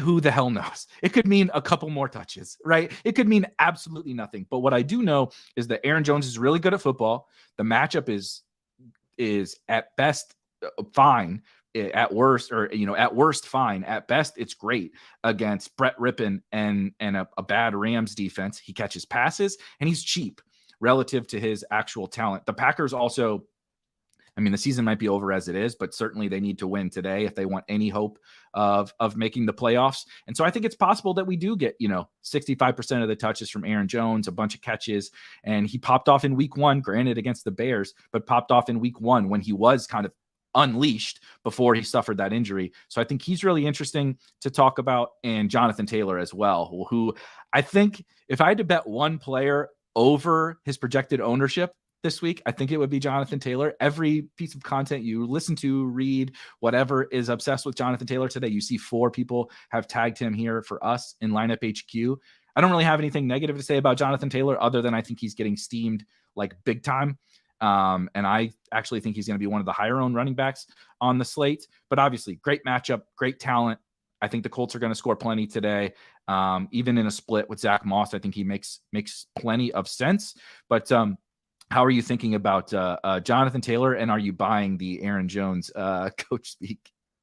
Yeah, so I am on Aaron Jones. I mean, he's been limited, so you might just be saying, he's healthier. So and the offense hasn't looked good, and we know Aaron Jones can absolutely break slates. So and we also we know Brett Rippon's going to be starting now. So I think that's potential short fields. So maybe maybe the Green Bay offense doesn't need to go as far as it did, prior to the Brett Rippon news or Matthew Stafford being out news. It's a home game for Green Bay as well, so not easy to go into Lambeau if you're Brett Rippon. So potentially some short fields there. if you're Brett Rippon, yes, that is definitely true. Right. So I like the Aaron Jones call. The Colts running back are interesting. Like, Carolina's got a historically bad run defense. I don't know, but it looks like it could be a split backfield, but I think you could go with either Colts running back. Jonathan Taylor, obviously the guy that we expect to be getting more work as the season goes on, just hasn't happened as quickly as we would like or thought it would. So I still prefer Jonathan Taylor. Like, I'm probably going to have him, I don't know, about 15, 20%. And if I'm over the field, I think that's fine. If I'm under the field at that number, I think that's fine. I don't think he's really in my single entry pool, but heavily represented in my multi-entry builds. I think that makes a lot of sense. Some more questions. Michael wants to know, can you play Singletary and Hubbard in a lineup in DraftKings single entry? Absolutely. I think this is one of the best ways to do what John talked about before with, if we hate all the running backs and none of them are going to go nuts, just spend as little as you can on a bunch of volume. Pray you'll fall into the end zone, get double-digit points from these guys. Heaven forbid you get actual big games, then that's great. But you're not only betting on these guys performing, but you're betting against the position, which is terrible. The position is absolutely terrible, and that allows you to then spend up where it's up to you where you want to use that salary. But now you have all this salary. You want AJ Brown, you want CeeDee Lamb, you want Devontae Adams, you want Adam Thielen, you want any of those guys, Mark Andrews. You can get them by doing this. So this is absolutely something you can do in single entry tournaments. Yeah, and I think the thing with Singletary and Hubbard is that they're appealing because they're cheap, and so the correlations and they both might not get there. Well, they don't have to do that well for their price. So it's more about saving money at running back, and so you can put them into the same lineup without issue. I think. Definitely. Another cheap running back, I will say, is at least mildly interesting for tournaments. Going on the opposite side of the Brett Rippon in Packers, or I guess kind of the same side of Brett Rippon going to Lambeau, is if I'm Sean McVay, and I'm not as rich, smart, or good looking, but if I'm Sean McVay and I'm heading into Lambeau with Brett Rippon, I don't think I'm just going to fire up the old 45 pass attempts here. I think against a bad Packers run defense, we're going to turn around and hand it to Darrell Henderson and Royce Freeman, about as many times as I can. And so I actually think this is reasonably sneaky. I also think in a crazy way, you could play Henderson and Aaron Jones and say, let's flip this game around and say the Rams are going to get out to a lead running the ball on the ground, and Henderson's going to end up with 20, 25 touches because they're going to keep trying to run. Aaron Jones is actually his best skill set. He's a much better version, and not quite to this extent.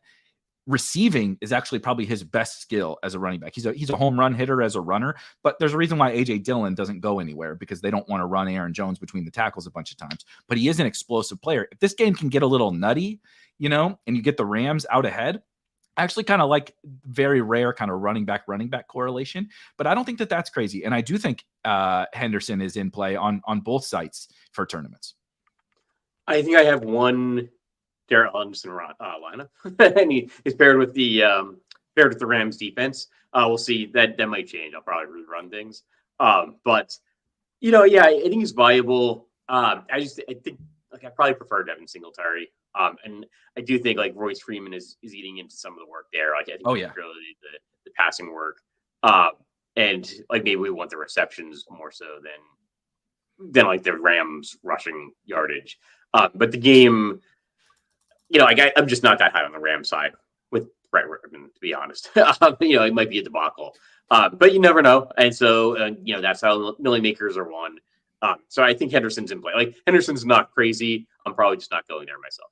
Yeah, I think that's one of those that there's a bunch of guys, given how bad the slate is and given how some of the guys that we're talking about are popular, that you can mix into large field tournaments or whatever. To be clear, I'm probably not playing Darrell Henderson in my, single entry team or whatever. But I think there's a group of guys that when I think about Darrell Henderson, versus Chuba Hubbard, Chuba got more of the work last week from Miles Sanders. He didn't get all the work, and he stunk. The whole reason Miles Sanders got benched was because he did what Chuba did last week, right? He did what Chuba did last week for 2 months, and that's why he got benched. They have Raheem Blackshear there, which I know nobody wants to hear about random third running backs from these teams, but he's looked better than both of those two guys so far this year. Who's to say it isn't a three-way split for Chuba? So if people are going to gravitate to Chuba and you're going to ride up with it's not like the Panthers offense is any good. The Panthers offense is terrible. So I just think there's a bunch of guys, not just Darrell Henderson, but Darrell Henderson. That's I can tell myself the story that Darrell Henderson gets me. He's the right. It's Singletary and Henderson instead as my, I'm just going to punt the position and pray. I don't see why a bunch of those guys couldn't be in there. Doug says the Giants got 2 offensive linemen back from injury. Do you think it makes a difference with Daniel Jones or Barkley? It can't be worse.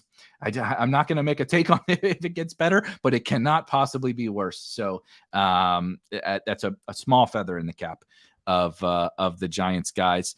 You kind of mentioned this, but a good question from Donnie. And then there's another question on the Colts backfield with, are you getting to Zach Moss in large field tournaments?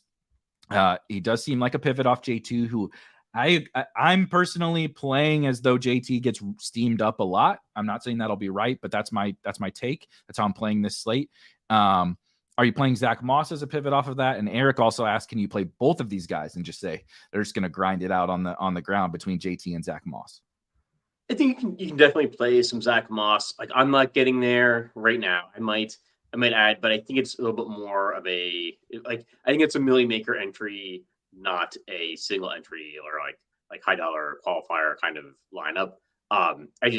We expect Jonathan Taylor to be the breakout guy, the guy that's going to keep getting more and more work. That hasn't really happened. But if that doesn't happen, then I think it's more of a split backfield than Zach Moss's backfield, if that makes sense. I think Jonathan Taylor is being played because he has a ceiling. Maybe it's not a split backfield, and if it becomes one guy getting all the work, it's more likely to be Jonathan Taylor. Whereas I don't think Zach Moss necessarily has that ceiling. But but then again, he could get a touchdown, 2 touchdowns. So and then that's all you need. So I think there's a path there. I think there's reasons to prefer Jonathan Taylor. Yeah, you 100% nailed it. The reason why Jonathan Taylor is getting steamed up is because the matchup is great and his price is good, but also it's because there is reason to believe that his role is going to continue to grow, and this will be the cheapest we get him, and with a much stronger role. Zach Moss, the ceiling outcome for Zach Moss is it continues to be a split, right? The ceiling outcome for Jonathan Taylor is that he takes, let's call it 60 or 65% of that backfield this week in a great matchup. And so I'm not as much on Zach Moss. What I will say is how how I'm operating. And we're going to get to the Saints also. We got a few different Saints questions and because I do want to talk about them as the team that maybe is going to score the most points on this entire slate that we haven't touched on a lot. With the Colts, again, I'm operating fairly strongly that Chuba is going to get played quite a bit. And also that Jonathan Taylor is going to get steamed up quite a bit. We also discussed how I really like the cheap quarterbacks this week and how I really like condensed passing offenses. Well, we got that on both sides of the passing games here, but I think people are going to gravitate. Now, Adam Thielen is just going to always get his requisite ownership until he's like $9,000 because he gets all the targets on the offense. But I think if Jonathan Taylor's getting steamed and people are considering Zach Moss as a pivot off of him, just give me Gardner Minshew because he's got upside. He just scored like 40 fantasy points against the Browns 2 weeks ago. Why can't the Panthers' run defense stinks, but their defense as a whole stinks. Their run defense stinks because everybody can just run on them and they don't need to pass. But who is to say that Minshew just doesn't happen to get the touchdowns or they get a big play to Pittman or Downs? I know to stack him with only those two guys. And so it makes it really easy. And I have an easy bring back. And Adam Thielen, you can toss in Mingo or Chuba or something if you really want to. But like, I'm really intrigued by the Colts passing game. How much of the Colts passing game and just this game stack, whatever, are you playing? Yeah, I think I've got Josh Downs tagged. So I do. I like the Colts. Like this is especially on DraftKings. So on FanDuel, I'm sticking more with the higher priced quarterbacks. But I think on DraftKings, it really does make sense to like drop down to the viable mid range. And I think like Gardner Minshew is absolutely like one of the premier members of that like viable mid range. I think Mac Jones is there. Like the guys that are like uncomfortable plays, but guys you had heard of prior to like last week or 2 weeks ago. So the guys like fit in there are like Daniel Jones. It's kind of like, the Giants offense is getting Daniel Jones back. It is getting like the offensive line a little bit healthier. This team is probably not as bad as it looks like. And it's playing against the Raiders. So that's like, and like the Raiders are going through a lot of like changes right now on short week. So like the mid-range of quarterbacks and like Gardner Minshew is absolutely in there. And like, get like some Michael Pittman, Josh Downs. Not really going with like the peripheral receivers outside of those guys, but absolutely. Yeah, I think Gardner, like that is a game total that's been going up throughout the week. So that's absolutely somewhere I've got some interest in. I mean, for me, that's maybe the game of the week. It's a little bit difficult because I like you like I think Chuba's a good play. I think JT's a good play. Moss a little bit lesser so. I think there's 4 wide receivers, both quarterbacks. I think you could play Colts defense or frankly either defense or something if you really got super duper crazy in tournaments. So I think the problem is that I like everybody in the game, not so much as I can't pick who I want to play. But like we just have a game with good pricing. The pricing is totally fine, if not underpriced in this game. In a dome, is that correct? In Carolina, but that's okay. Carolina is fine. That's not, I assume, not bad weather. I haven't checked the weather today. And again, cheap, consolidated, lets me get other awesome stuff around it that I want. I don't know. That one just seems to stand out to me with 2 really, really bad defenses, like 2 really bad defenses. Some of the other stuff like Bucks, Texans, or whatever. Why is Patriots, Commanders so good? Because it's cheap, consolidated, and both defenses stink, right? Particularly Washington. This one, right, is kind of similar to that. So I like it quite a bit. We should talk Saints before we start to get the crunch time, folks. Shout out Rodney, says it's sunny and 70 here in Charlotte, so I can watch Minshew's beautiful locks, flow through the wind in the afternoon. Hey, Alan says, can you play Minshew and JT in the same lineup? Yeah, I think you can play Minshew and JT in the same lineup. I prefer to play the Minshew side like as leverage off of JT. Like that's kind of why we play the leverage plays, but I understand that for sure. And then let's talk about Saints. Steve mentions, I love the Saints today. Do Kamara and Taysom correlate super negatively? One thing I would say, to answer the question, yes. Taysom is how Kamara fails for the most part in this game. It's not that simple, but kind of, right? Taysom gets there from getting rushing work and in particular getting goal line work. If you remove that from Kamara, you get a nice receiving profile, but like I don't want to pay $8,100 for Kamara not getting the goal line touchdowns. So I think yes to answer this question, but the Saints look awesome today. I think you could play just about every single player, putting a uniform on for the Saints against the Bears today. How are you processing Kamara, Olave? Are you playing any Derek Carr amongst that mid-tier of quarterbacks like you mentioned, and just the Saints in general? Yeah, absolutely. So Carr is absolutely in that mid-range. Sam Howell's there. So yeah, like the Saints, they've got actually a pretty pretty high implied point total. I think it's the second highest on the week as the scroll goes through. So I love the Saints. I agree with the Alvin Kamara and Taysom Hill aren't necessarily the best in the same lineup. That I think you can be over the field on both of them if you want. And it's this is our best chance for a Chris Olave week that I think we've had so far this season. So the Chris Olave call, don't even mind Michael Thomas. He's pretty affordable. So and if he gets the touchdown, then he's probably paying off that price. So like all the Saints, I think they're one of the better teams. It's crazy to think, it's crazy to look at the slate and look at the team at the game totals, and then realize that the two highest implied point totals are Cleveland and the Saints, because that's not the way it looks. And I think we can kind of try to play our lineups accordingly. I love that. I will just add really quickly before we hand the ball off here. Donnie mentions AOC, which just such a hilarious, funny nickname for a quarterback, the new quarterback for the Raiders. Micro sample, right? We're talking about 1.5 games, not even for O'Connell playing for the Raiders, but he absolutely peppered Devontae. So we didn't really talk too much about Devontae, but I actually think he's a really good tournament play as well. Good matchup. He's Devontae Adams, which is generally a good thing for scoring fantasy points. And I actually think Devontae is a better play than Cooper Kupp. So to this question, I think it's very possible that Brett Rippon just peppers Cooper Kupp. I did look it up. I should have wrote this down. I apologize. Rippon threw the ball 10 times last week. And before the last drive, I believe he threw 7, and 5 of them were to Cooper Kupp. I think it was something along those lines. So again, we're trying to draw something from, it's like drawing something from the final 3 minutes of an NBA game. It really doesn't matter, but it is you can say, I do think confidently Cooper Kupp's probably going to get leaned on. Does that mean he wins a tournament at his price? That's where I start to struggle. But I do think both Devontae and Cooper Kupp are superstar wide receivers that are definitely going to get peppered with targets. Does that mean they win a tournament? I don't know, but they're not going to be that owned either. Yeah, exactly.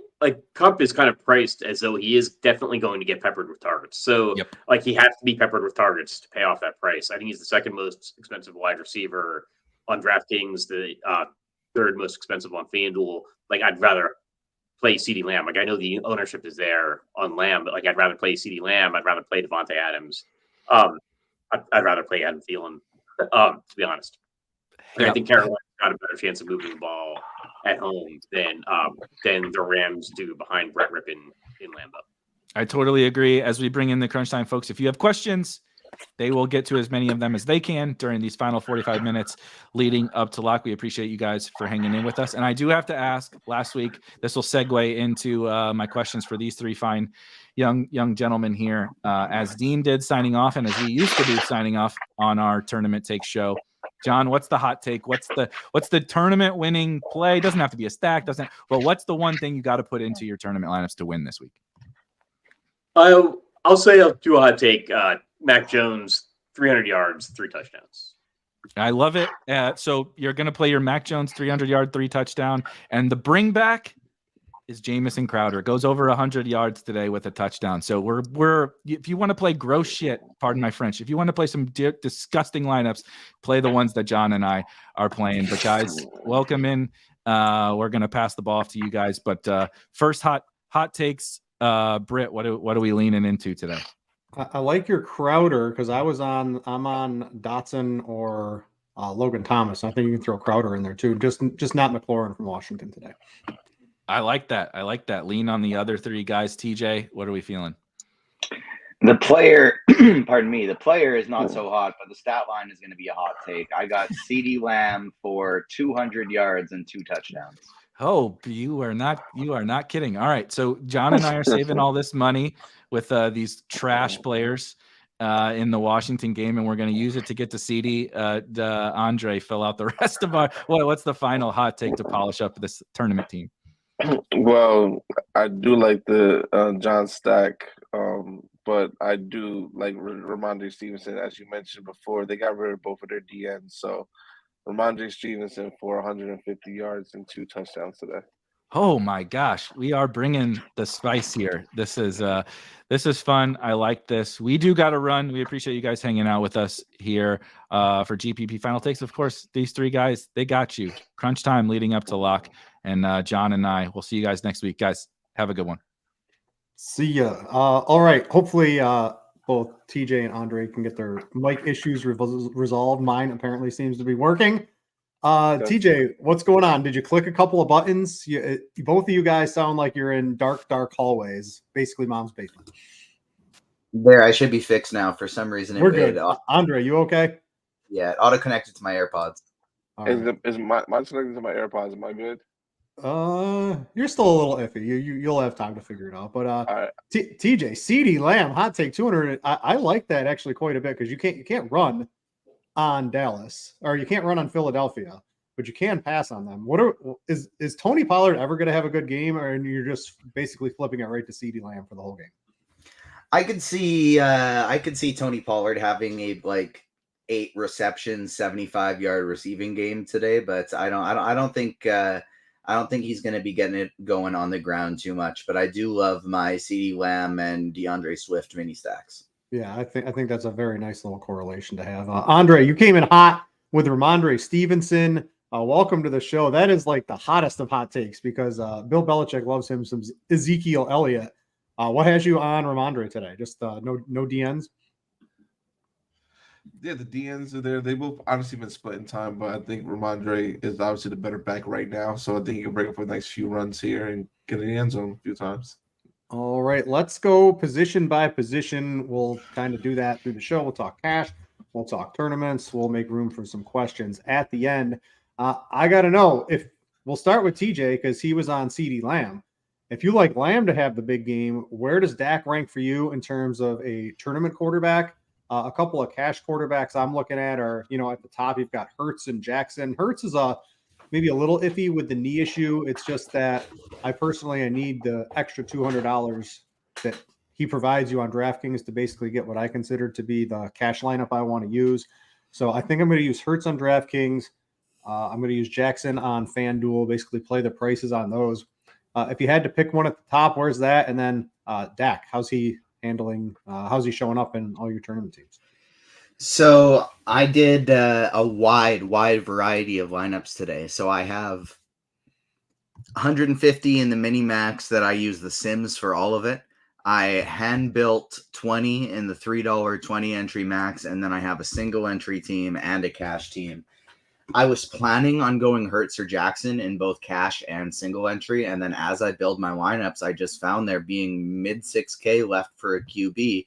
And it has me going to Dak Prescott. So while I had planned on going to Jalen Hurts and going to Lamar Jackson as much as possible, I actually do have Dak, I think, now as my number 1 QB, just because, it's like you said, that's the way to score on Philadelphia is throwing the ball. And I kind of see DeAndre Swift having a big game, AJ Brown doing all right, and that one being one of the higher scoring games on the slate. And I do like Dak as my run back with some CeeDee Lamb. And then when I want to, in larger field stuff, I can add in, a Cooks, Jake Ferguson, maybe even a Michael Gallup. But in my cash and single entry, I just love the little correlation of Lamb and Dak, and I don't feel like I need much else in those. Andre, you have any takes on that towards the top? Lamar, Hurts, Prescott, Dak really falling off the ownership bandwagon here currently, at least on DraftKings. RotoGrinders projecting him as the 1, 2, 3, 4, 5, 6, 7th highest owned quarterback. I think he's probably going to end up a little bit higher. Oh, you're on mute. Muted. Hello, there you go. Can you hear me now? We're back. All right, perfect. So I kind of agree with that. As far as when it comes to the top end, to me it's really close though between him and going with Lamar Jackson. it would be one of those two definitely for sure that I would want to go with on a higher end. On a I guess more elite level, because Dak is 6,500 on DK compared to Lamar at 82. And that is the only way really to be Philly. You can't run on them. You can't at all. So I expect Dak to be throwing the ball a lot. Probably like maybe one of his good props if the line is right. Is overall on passing attempts for Dak Prescott today, because I think he's going to have a lot of them. That didn't sound good. Okay. My cat just made his way behind the blinds. He loves a window. Okay. And then with Jalen Hurts dealing with a knee injury a little bit here, even though he's still playing, I think that's going to force him to drop back more too. And Dallas, I think, has a pretty decent secondary, even without their top corner. They lost already for the whole year. So I just think that these two teams are kind of opposite in a way, as far as like Philly good with the defensive line part of it, but Dallas good with the secondary part of it. So I just challenge it that way. That's why I like Dak a lot for passing yards, especially the CD Lamb. But we still wouldn't be surprised if Jalen Hurts didn't have a good game. But I do also, but yeah, I would say probably Dak, then Lamar, then Jalen. But Lamar and Jalen are actually close too, because Seattle's defense is kind of getting a little bit healthier. TJ, the best of the rest, right? So we've got Baker Mayfield coming in as the third highest owned quarterback. That is sort of surprising me. I would certainly take, I guess it's the problem I'm finding with Baker is that both Mike Evans and Chris Godwin are expensive. You've got the running back White you can throw in there, but I think I'd rather take a shot with Stroud with the cheaper targets than trying to pair Baker with one of Evans or Godwin. Where do you stand in that game? And then there is just a swath, a note too, as ugly as this week is, don't look ahead to next week's schedule, because it's just as bad, if not worse. So we'll get to that next week. But there's a variety of, garbage quarterbacks. Which one of like the dumpster diving could end up being towards the top of a tournament today? So I actually have 0 Baker Mayfield today. I just went full on fade at that ownership. I don't really get why he's up there. To me, I think Dak should be by far the third highest owned guy today. In terms of dumpster diving, it's not all the way down, but in the mid range, I like Derek Carr and Daniel Jones today. Going below 5K, I'm with Squirrel. I'm trying to get to quite a bit of Mac Jones. And then I hand built a couple lineups that have Taylor Heineke, Jaron Hall, and Aiden O'Connell too. And then Andre, for you, what are sort of like the crappy quarterbacks you got to play? If you're MMEing, I think you have to put a couple of these guys into some lineups today. I definitely think you have to, for sure. I do have a couple lines with Jaron Hall. I think that he can. I know Atlanta's a pretty decent defense here, but I think he can do well in the spot against these. And he's cheap enough where if he gives me like 15 to 20 would be great. But if you leave it at 15, I think that's acceptable. As long as none of these other quarterbacks go for like 30, and he gets 15, I think that's a fine score for him. Against Atlanta. I don't mind Mac Jones today. I do like the matchup against Washington being probably one of the weakest defenses on the slate. But I'm also trying to get leverage off of it a little bit. I guess, or play both sides of the field, like I said, with playing with Monty Stevenson. So I don't mind that. I do like Tyler Heineke a good amount as well. Gardner Minshew, I love today as well. I have and Baker Mayfield. I'm high on Baker. I'm very surprised at that because I did not have my player pool up until probably about like 3 hours ago. But like it just makes sense. I think this game can be a shootout and probably could go overlooked. So I like both sides of that game, and trying to get a little bit of leverage on that with the receivers on that side and the running back. And I think everyone who was not looking at Deshaun Watson should probably play a little bit of him. I think he's not going to come in as high on that 6% that we have him tagged for with the blitz projections, but he's I think at 4%. I think that's about accurate, maybe a little bit less, but I think he is definitely a great tournament play. And Derek Carr, obviously, with the as mentioned before, with our Saints having the second highest team total on this slate today, is a good option as well.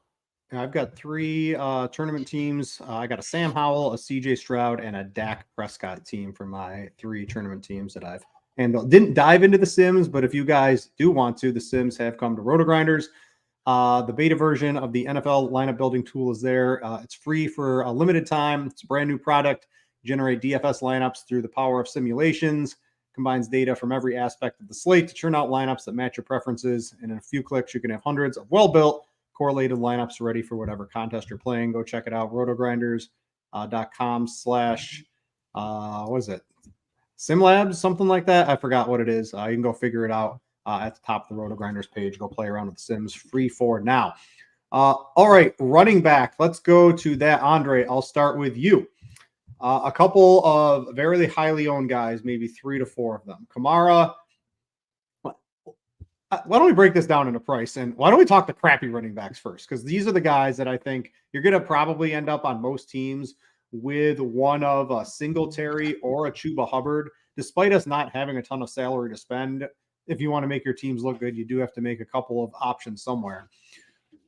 Who is it for you? Singletary garnering much higher ownership because he's 4,300 and he's going to have the big workload, but he stinks. Houston's running stinks all year. In Tampa Bay, tough to run on. Or would you rather have Chuba Hubbard, who basically, what did he have? 17 touches last week, just didn't have the fantasy points, but his expected fantasy points were much higher than his actual output. If you had to pick one of these guys that was going to make it towards the GPP winning lineup today, who would it be? It's going to be Houston. It's going to be Houston's Devin Singletary today. I think that he has the better route. I know Tampa is a little bit tough, but not as tough as they usually be in the past. I think that he can. He has a lot of upside at $4,300, $700 less than any other running back here on the slate. Hubbard has to split time, and that's the thing. He split time with 2 other running backs. So that's the thing that kind of takes me off him a little bit because we can also see that go back and revert. So I think that I would be more inclined to go with Devin Singletary off of that alone. TJ, I'll pose you the same question. And then also on the high end, who would you be more apt to use? And Alvin Kamara, Saquon Barkley. There's a couple other guys from a tournament perspective. So of the cheapies, my favorite would be Devin Singletary, but I think you can mix in a low-owned guy like Keontae Ingram in the mix as well. I don't think it's even that crazy to go with somebody like a Tyler Algier in tournaments when Bijan Robinson is going to be crazy high owned today. I'm going to be well underweight on Bijan Robinson, well underweight on Josh Jacobs, underweight on Rashad White. And my favorite guys on the slate are actually in the mid-range at running back. And I love that sorting here by ownership percentage. We don't even see them in this highest group of guys. My top 2 favorites are DeAndre Swift and Aaron Jones are going to be my 2 highest owned running backs today. So why? Give me a quick summary of why those 2. I love the game environment for DeAndre Swift, but Dallas is very good against the pass. What they're a little less strong against is the run. And so I could see DeAndre Swift having a big game today. And especially because I love Dak Prescott, I love CeeDee Lamb, and I do want to get a decent amount of AJ Brown too, but DeAndre Swift is my favorite run back with that one. Aaron Jones has had a lot of good coach speak. He's finally healthy. He's ready to roll against the Rams. Jordan Love has just looked horrible. So if Aaron Jones really is truly healthy, I could see them leaning a lot on him, especially because AJ Dillon's looked pretty bad too. And he's game script proof. If all of a sudden Brett Rippon looks good or, Henderson and Freeman rip off 2 large runs and in Green Bay has to play from behind, well, Aaron Jones is still going to be heavily involved in the passing game too. So sub 10% ownership at him, sub 15% for DeAndre Swift. Those are my 2 favorites on the slate. All right, if you guys can get the likes up, I'll throw a couple sports bets your way. If you want a sports bet, why not do it on our sponsor, FanDuel? Bet $5 on any money line, get $150 in bonus bets if your bet wins. You can get that. All customers get a profit boost every day as well. That's for new users in Arizona, Colorado, Illinois, Indiana, Iowa, Kansas, Louisiana, Maryland, Massachusetts, Michigan, New Jersey, New York, Ohio, Pennsylvania, Tennessee, Virginia, West Virginia, and Wyoming. Terms and conditions apply. Must be 21 and older. As gambling expands across the states, are we going to have to name off all like 45 states that end up with it or something like that? Because that's going to be just a strange thought I had there. As soon as eventually you just swap it to everywhere but yeah, and then the states that don't have it. Correct. Andre, running backs, what are you doing towards the top? Kamara, I think, is in a great spot today. Looks like he's the highest projected own, highest raw fantasy points. I know TJ was down on Josh Jacobs, but this is the Giants, and he's like, I think this is the game. It's going to go to, this is the Devontae Adams, and it's going to be the Josh Jacobs game. They're going to get back to business where they're two. I don't know if Josh Jacobs is really good, but Devontae Adams still is. I think both of those guys get the majority of the work today. I like Jacobs. How are you breaking down the top? Mixing Jonathan Taylor, Bijan's high ownership. How's it all shaking out for you? Yeah, I'm getting a lot of Kamara. He's going to be my top overall running back on the slate. By far, it's hard to get away from him in the spot, but I don't want to get away from him. The target share he's getting and just the amount of work he's getting in touches is too high. I'm actually low on both Jacobs and Saquon a little bit.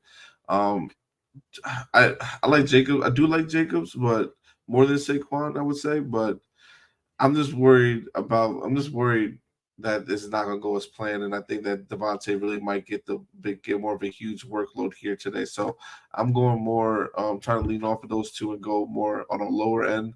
I do like Swift a good amount here. I like Jonathan Taylor. I know he's probably not getting as much ownership as I think he should have, but because I know the backfield is split between him and Moss, but I like him a good amount here. Bijan Robinson's price has finally dropped a lot, so I think he is a really, really great option today as well. That should be definitely over the field on. I do like a sneaky play in Gus Edwards, who no one's really going to play a lot of against Seattle.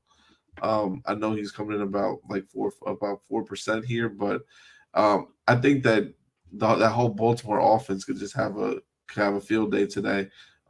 Even though it's, I think, like I said, a little bit of a tougher matchup than we expect it to be. But I do like Rachaad White a lot. He's just been a model of consistency. So I think that he's a great option too. And you can't forget about Kareem Hunt. And like I mentioned before, Ramondre Stevenson, who I really like a lot. Yeah, Gus Edwards, great leverage. It worked out last week off of Lamar Jackson passing game, and the people are going to be putting him into lineup. So I like those. Real quick for cash, at least on DraftKings, you're probably playing a Devin Singletary or a Chuba Hubbard, probably Singletary. He's cheaper, projects maybe even a little bit better. You've got Kamara if you can get up to him. Bijan's should be reasonably popular. And then I do like Josh Jacobs quite a bit. If you can't get, don't have the money up for him, I'll probably just go, I might go two cheapies and then go all the way up to Kamara as another way. And then on FanDuel, you can mix in Pollard, who is, I believe, 6,600 on FanDuel. Just a little bit too cheap. Eventually, he's going to have a good game. This is a price tag where you can certainly take a shot on him. Again, Singletary also very cheap over on FanDuel. All right, let's get to wide receiver. Last week on this show, I think, TJ, it was with you. I said anybody that wasn't high owned would certainly make do. So last week it was like Zay Flowers, huge bust. A couple of the other really high owned players busted. What do you think of this week? This week we've got more what I would consider good players up towards the top of the ownership ranks on both FanDuel and DraftKings. We've got, maybe not Demario Douglas. We can talk about him, but he is a nice value play. But A.J. Brown. We've got Terry McLaurin, Adam Thielen, Chris Olave, who basically dropped a big touchdown last week. Where would you stand? No, he didn't drop it. To drop it, you got to get your hands on it. Yeah, just hit him right. He got hand locked on it. Where do you stand? I guess first on Demario Douglas from a tournament perspective, because he is the cheap value play that I think most people are going to. I think there are plenty of other cheap options. You've got Van Jefferson. You've got Jamison Crowder down there. You could just spend up a little bit more. You don't have to play Douglas at 4K. He would be. I would be underweight on him personally from a large field tournament perspective. The rest of the guys, I think they're all fine having. They're more of the known quantities on a short slate. These are the guys you want, but Douglas for me would be the one guy I would certainly be underweight on. Yeah, I think you want to get underweight to that market in tournaments, but kind of just lock him into a cash game at this point. Even if you want to do it, like I loved the Jamison Crowder call. We got somebody asking about him in chat, and then they were talking about him on the show before as well. Dre and I are in a little group chat with Luch, and he was talking up Jamison Crowder earlier last night as well. So love that call. Again, though, I really love that my favorite receiver on the slate isn't in this group of highest owned guys. And he's right below it, but it's CeeDee Lamb. He is my absolute favorite on the slate. I love pairing him with AJ Brown and or DeAndre Swift. But in terms of cheapies that I'm going with, even as a straight line pivot off of Demario Douglas, I think you can go to Juju. I've been low on Juju for the last 2 years, but he's 3.1K now. Like, that's just ridiculous. For how like ridiculously cheap. I guess it makes sense for his production, but it's ridiculously cheap and it's very helpful. So I think Juju works as a pivot off of Demario Douglas. Noah Brown is a cheapie that I don't mind getting to. Rashid Shaheed is somebody I want to always make sure I'm heavily overweight on in the cheap range, and he kind of works as a nice pivot off of Olave, who's getting a little bit more ownership as well. And then in the mid range, Devonta Smith is somebody I like quite a bit. And I'm going to be heavily overweight on all of the Washington receivers. So McLaurin, Crowder, Dotson, and like all of them. Yeah, I think it's an easy swerve for me in tournaments from Douglas and McLaurin. If you're trying to get underweight on players, those would probably be the two, at least towards the top, I would have the most faith in leaving them out of my lineup. And Washington specifically, McLaurin, you've got Dotson, Thomas, and Crowder. There are very easy ways to get different, just switching players on the Washington team. Andre, what do you think of how the ownership's shaking out? Would you take Brown or CeeDee Lamb? I do like AJ Brown. I still think, I do this show, the Fantasy Point show on Tuesday. They've got all sorts of crazy data tools. Scott Barrett provides a lot of tweets throughout the week, and AJ Brown just absolutely crushes the coverages that Dallas runs, basically the best in the league. I have no problem playing AJ Brown.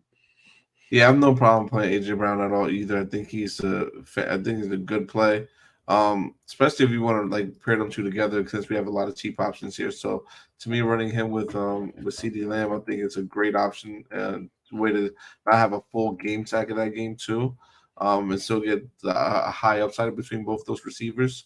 But we should also see on Devontae Smith too as well. I think he had I think if I'm correct, he had a good game against this team last year. So I think we can definitely see that again here this year. So I like him as well. I do love Devontae Adams a lot, though. I think he's going to get peppered with targets, and especially on the site like DraftKings, you can definitely just expect that. I think a good game from him. So I like him a lot. Michael Pittman Jr. is another guy I'm really interested in. Chris Olave, I'm going to get well over the field on as well here in this spot. And from there, I'm just going to go mixing. Adam Thielen as well. Another guy I'm going to get a lot of exposure to. Probably going to be one of my highest exposed receiver. And I love the Jameson Crowder call. I'm actually trying to get him as much as I'm getting Terry McLaurin here today. So I like them two a lot as well. And then obviously Chris Olave with Michael Thomas and Shaheed will be the next tier. Don't sleep on DJ Moore thing too as well. I think he's a good low-owned option that you could use as a little bit of a run back against the Saints secondary. Another person I wanted to throw into, especially because Michael Pittman's picking up a decent amount of ownership, it's Josh Downs. Nobody's playing him because he has that Q tag, but he's been lights out for the Colts all season long, especially when Gardner Minshew's in there. And so I think Josh Downs is a fantastic tournament play in a great game environment. All right. Something I always like to do at receiver, look at sub 5% owned guys. It's usually a little easier on a big slate with good teams and high totals. A little tougher this week. Andre, I'm going to throw to you. I started basically at 5%. I think low-owned wide receiver this week is probably around like 7, 8, 9, something like that. Anything single digits would probably get you there. I see. I mean, it's just not as many as I usually like to see. Shaheed, he got there last week. One play is all it takes from him. We mentioned Downs. I think Downs is right under there. I know you mentioned Juju. It's never Juju week. I think that guy's total dust. I would probably, I don't know what I would just play Crowder in that game if I was trying to get different off of Douglas, but maybe it's Hunter Henry. There's just not a lot of options left with the injuries there. Look, I got a lot of, I'm going to take it from you because I got a lot of guys in this range I really like, and I'm playing a lot of them. So like Jameson Crowder is one, but look at this. Rashid Shaheed, Odell Beckham Jr., Rashad Bateman. Like if we like Lamar Jackson, I want to play him with these super cheap receivers on his team as well. Jonathan Mingo, Brandon Cooks, Michael Gallup, Christian Watson, DK Metcalf is sub 5%. He's not really cheap like those guys, but he's 5% owned. I love this range of cheap unknown receivers today. Yeah, Andre, Noah Brown is another one that I love. If you had a couple, Andre, who would be your favorites? Yeah, I was gonna mention Noah Brown, and Brandon Cooks. Those are like my two probably favorites, followed by Rashid Shaheed. And I do like Jacoby Myers a lot. I think if it's gonna be a passing game, then Jacoby and Devontae will get a lot of the targets since it's more concentrated. So I like that a lot. And like I mentioned before, Devonta Smith as well. I think it's a very interesting tournament stack to do. Aiden O'Connell with Myers, Adams, and Mike Mayer get a nice super cheap tight end in there who was targeted a lot more when O'Connell was in there. So I think that's a nice little cheap, interesting tournament stack. Run it back with Saquon Barkley. Yeah, the garbage stacks, there's so many of them. I think it's a reasonable expectation that one or two or even three of like the quarterbacks nobody's playing end up having reasonably good days today across the NFL. Thank you guys for clicking the like button from Sports Bets. I've got scores and odds pulled up. I'll give you a quick look at a couple of things I'm on. I've got a Saints Chargers money line up on scores and odds. I like that. The Chargers are I think it's 3.5 against the Jets. Absolutely ridiculous. If you want, I don't have that as a straight bet yet. But the Saints Chargers get you around even money on that one. I'm on the Bengals, and I saw another content provider was on the Bengals as well. So I like the Bengals pretty good against the Bills tonight. They're healthy. The Bills are not. They're at home. There's a lot going for the Bengals tonight. So there's just a couple of bets I'm on from a sports betting perspective. I should be able to get whatever amount you want on those money line plays. And the other prop I like is Chuba Hubbard. I got a lot of CLV on some of the other props, but Hubbard over 47.5 rushing yards, I think is still out there. That's one you can get if you're looking for some sports bets. And also NBA is right around it's not right around the corner. It's here. If you want access to everything here at RotoGrinders, there is a sale going on. You can get $50 discount for NBA Premium. You get Lineup HQ, updated projections up to the minute. Ownership, you get the fantasy pick'em tools. Check out NBA here at RotoGrinders, the projection team, top notch behind the scenes. All right, let's get to tight end. What are we doing here, TJ? I'll go to you first. You can get up to an Andrews, you can get to a Hawkinson pretty easily. I generally don't like spending up at the tight end position. I think my favorite cheaper tight end, if I was going, would probably be like a Logan Thomas, somebody like that. I like this Washington pass game quite a bit. Where would you be putting your tight end ownership today? I don't mind going even cheaper than that and going all the way down to Daniel Bellinger or Michael Mayer. Those are two guys that I'm going with today. But I do like that 4K range as well. Trey McBride, Logan Thomas, Kyle Pitts, Jake Ferguson, Hunter Henry. Those are probably the 5 guys in the mid 3K to 4K range that I'm going to be going with the most. And then I saw somebody asking in chat as well about Taysom Hill as a pivot off of Olave and or Kamara. I do like that in tournaments quite a bit. I wish he was cheaper. I'm not getting to a lot of him because I wish he was cheaper. But I do like that as a tournament play as well. Andre, where's the tight ends breaking out for you and from a GPP perspective? Tight ends. All right, tight ends I have here. TJ Hawkins, I'm getting a lot of. I'm going to have double the field on him. Trey McBride, I'm going to have a good amount of too, since I know the contrary amount of targets that he's going to get here. Then Taysom Hill, I'm trying to get more exposure to him, but since I have a lot of Kamara, it's kind of hard to get those two to work out in a way. But I do have a good amount of Jake Ferguson, who I think is in a good matchup. David Njoku, I think that he is someone that's going to be well overlooked here on the slate. So I have a lot of him against the Arizona defense that does give up a lot of fantasy points to tight ends here. So I think that's a good option too. What do you guys think of? I was looking at Cole Kmet, who had himself a big game. I like Kmet. Yeah, he's drawing no ownership, and I mean they get boat race. It's just going to be a lot of garbage time and 10. I'm not sure if anyone's aware, but 10 receptions for 79 yards, that plays at a very cheap price on any site. I'm not on him. I thought about it long and hard, but I can't do it. But I don't blame anyone for doing it. I think he is a viable option today, but not someone I'm getting to in my pool with the Titans I have. I got a lot of Komet in my David Carr stacks. Yeah, I think that's Derek fine. Carr. Yeah, Derek Carr. Yes, Derek Carr. David is the brother. David is Too the many brother. Carr brothers. For cash, I think you can get the Hawkinson pretty easily on both sites. That's probably where I'm going. The short A-dot targets, routes he runs, in theory, should play well with the quarterback. PPR points add up very quickly on DraftKings and even on FanDuel. I think he's a reasonable play as well. So that's where I'm standing on that. Defense, there's a wide range. I mean, the high end looks great today if you're spending on salary, right? You've got the Browns, the Saints, probably not the Buccaneers. But I mean, even against the Eagles, nobody's going to play Dallas, but I mean, they're certainly viable. Ravens against Seattle, no one's going to really play them too much, but the high end looks great. And then the ultra cheap end, the mid tier looks good. You've got the Patriots and the Packers. And the cheap end, you've got the Giants sitting here against the backup quarterback. Where's it coming out for you, Andre? I'll go to you first. I think you don't want to spend up on DraftKings. You certainly can spend up a little bit more on FanDuel, but you can make good lineups with high-priced defenses this week. We don't have McCaffrey, Jefferson, Tyreek Hill, et cetera, et cetera. We don't have those guys to spend up for, so there's a little extra money to throw around. Yeah, but definitely for sure. But I really do like Green Bay a lot. I think Green Bay is a really good defense to go with this week, especially with Matt Stafford not playing today. So to me, I'm gonna ride with them on a high amount. Obviously, the Patriots to me would be the next one I want to go with. Just Patriots or Packers. That's a big choice for I think a lot of people out there if you have to pick one.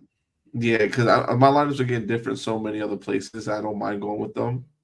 Which one? I'm putting it to you. Which defense you rather have today? Ooh, that is actually a tough one. I'm probably gonna ride with the.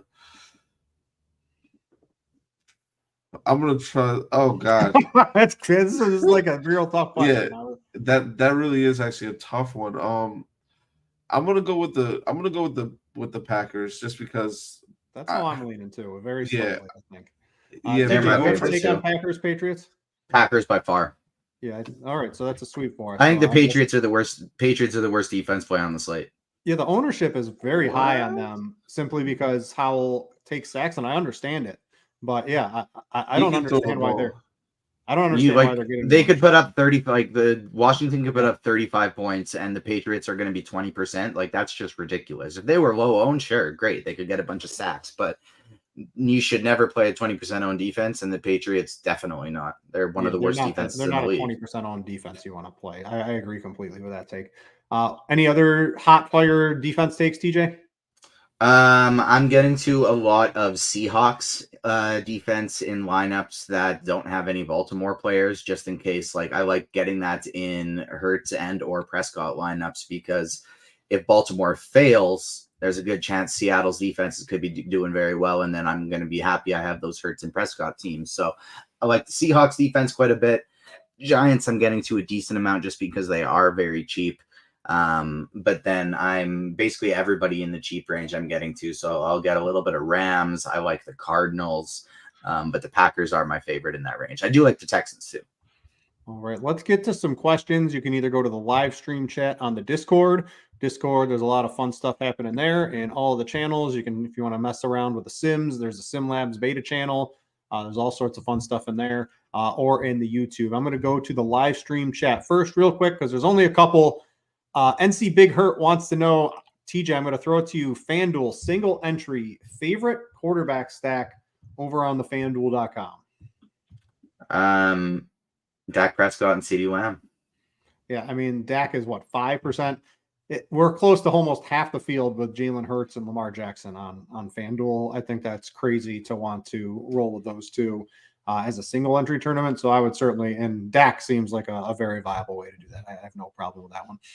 Andre, I'll throw this to you because your boy Stevenson's in here. Stevenson or Jerome Ford? You got to pick one on DraftKings. Stevenson. I guess I would probably take Stevenson, but I don't know. There's Ford like is three spread. legitimate backs in Cleveland. If that game gets ugly, they're not going to play. Oh, Stevenson though. Yeah, I would take Steven. I don't know. the Stevenson is certainly going to be very low owned. I think Ford will be too. Hunt, any one of these guys. If you combine the Cleveland running backs, they're going to have a good game. I think it's going to be so spread out between the three of them. I'm a little torn trying to pick which one on them. I don't want to roster today. All right, let's go to the YouTube. Let's see, Ford or Hunt. We got that one. Clayton Tune and Rondale Moore will crush value today. That's certainly one of the hottest of takes. That's hotter than Ramondre Stevenson. That's hotter than CeeDee Lamb, 202. Do you anyone think that has a chance today? Can you say it again? Clayton Tune and Rondale Moore leading the way to the promised land. No. No, yeah, I'm going to take a no on that one as well here. Brendan wants to know, let's see, Kate Otten and the Giants or Bellinger and the Packers D for DraftKings cash? Second one. I'd probably lean. I think I would spend a little bit more at tight end. I understand saving at tight end does make sense most weeks. I don't know if this is the week to do it, but I would agree. I would take the second one on that one as well. Just Bellinger is the only tight end on that entire roster. Yeah, he's going to be out there a lot of plays. Lamb or AJ Brown? Straight up, Robney wants to know for FanDuel. So on FanDuel, I think AJ Brown is what? Let's see, 200 more. I know you're probably on CeeDee Lamb straight up over AJ Brown today, TJ, if you had to pick. I'm trying to play both of them as much as possible, but I guess, yeah, just because he's going to be a lot lower owned, I would go CD. For cash, sorry. I would go AJ Brown for cash. Yeah, cash, I'd try to play AJ Brown. You probably need a cheap tight end if you're going to do that. I think Adam Thielen's a nice consolation prize, just cheap enough on FanDuel at 8,300. Still getting the targets. I know the RotoGrinders projections love him. The Blitz loves him. I think Adam Thielen makes a nice consolation prize if you can't spend all the way up to an AJ Brown or CeeDee Lamb. Couple more from question mark. FanDuel cash, Hawkinson and Browns D or Mark Andrews and Pats D. Without question, I'm staring on my FanDuel cash team at Hawkinson and the Browns D. So that is my choice today. That Browns D could have an eruption game. It's always tough to predict that from defense, but this is one of the best chances of a high-priced defense to actually perform that we've had all season long with the Browns D. And I like Hawkinson to get those short yardage targets. I think that'd probably be a sweep across the board. So we'll just go to the next one. FanDuel cash, favorite low-dollar quarterback and tight end. Andre, why don't you answer that one? If you had to go with a cheaper quarterback on FanDuel today, who would it be? FanDuel, not really a site you want to use cheap quarterbacks too often. No, it's not. Goodness gracious. Let me get in there real quick. There's nobody. Minshew. It's Minshew. Probably, what is his price? Minshew at 65. Yeah. Yeah. That's the guy I would go. I like Minshew actually a lot today, so I don't mind that at all. Yeah, Minshew at 65. At tight end, what's Bellinger over on FanDuel.com, TJ? Is he like 45? 4,300. That's the play. I love it. 4,300 for Bellinger for an ultra cheap tight end. Yeah, I could certainly see that. I like Gardner Minshew and Bellinger, and you can play CeeDee Lamb, Alvin Kamara, and AJ Brown probably all in the same lineup. Yeah, I don't think most people will do that in cash, but I could certainly see that being reasonably viable when you flip it all over at the end of the day. Collins. So that's Nico Collins and Jonathan Taylor, or Devin Singletary and Adam Thielen. I think I would go with numero uno with that. You're gonna take Singletary. Like you'll take two. Andre, you break the tie. Nico and John JT or Singletary and Thielen. Ooh. Give me the second one. All right, I have been overruled. Let's see. Any more Gesicki at all? Anybody on Gesicki as a ultra GPP dart throw in one of these large field entry tournaments? TJ? I do have him in a few of my 150 build. All right. Would you prefer just saving all the money with your boy Bellinger today, though? Gesicki's got to be cheap, too. I think Gesicki's only like $100 more. I think Gesicki's 26 and Bellinger's 25 on DraftKings. So I'm good with either of them. I'd only play him with Mac Jones. I'm not playing him in any lineups that don't have Mac. Whereas Bellinger, I am playing some of him on his own. But I even have some lineups that it's like Douglas, Gesicki, and Hunter Henry, and then just spending up everywhere else.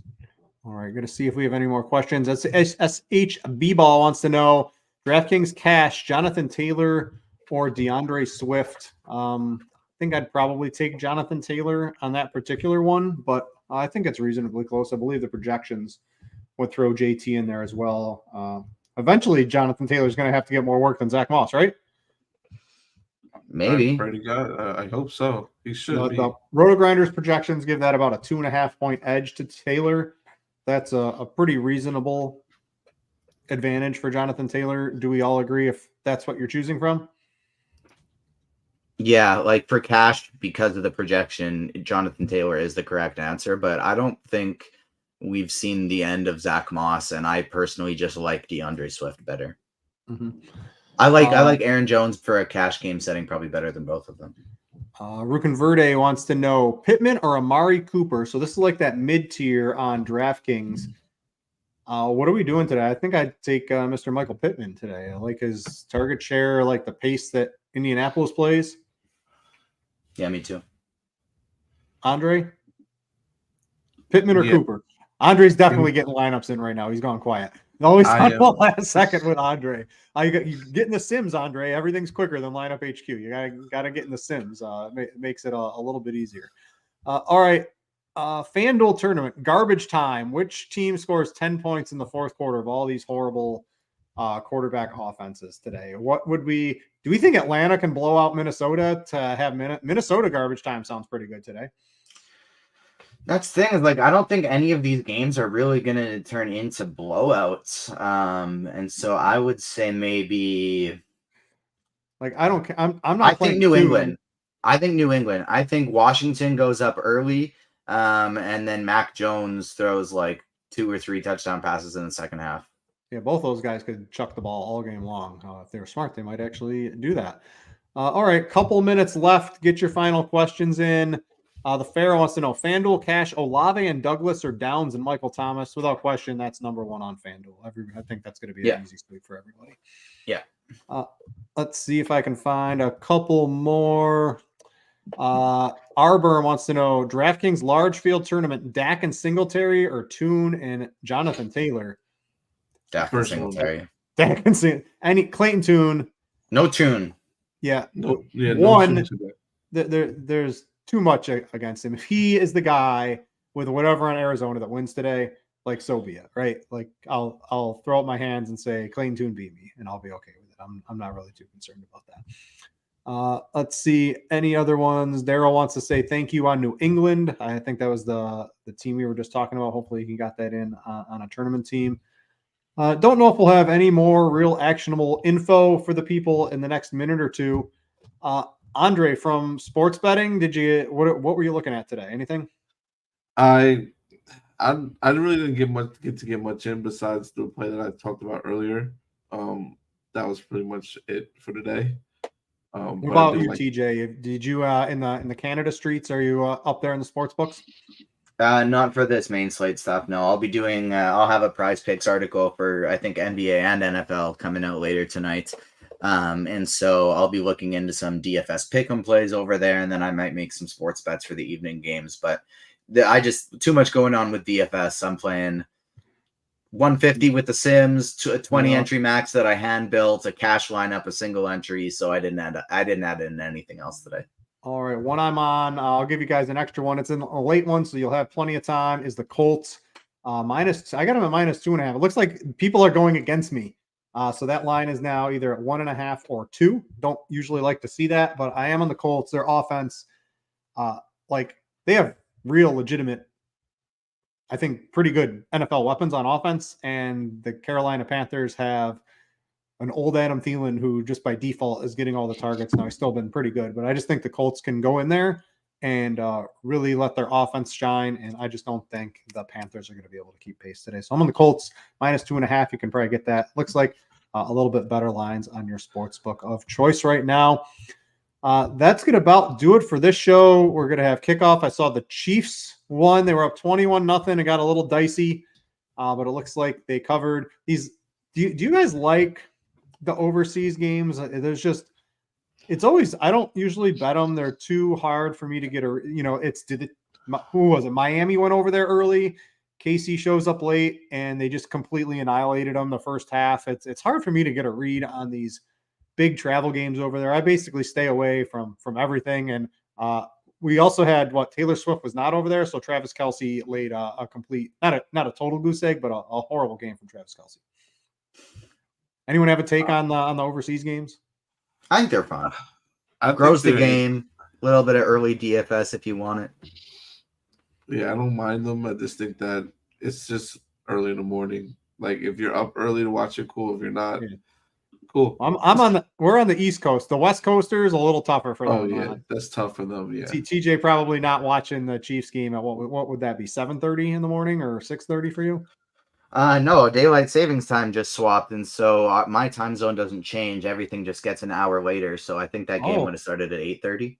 All right. Do you like the no daylight? How does not having daylight savings time compare to the rest of the United States that does? Does that affect you at all? I'd argue it's more annoying because it's not all the United States that does, right? We're the only place in Canada that doesn't, in Saskatchewan, Arizona doesn't, Hawaii doesn't.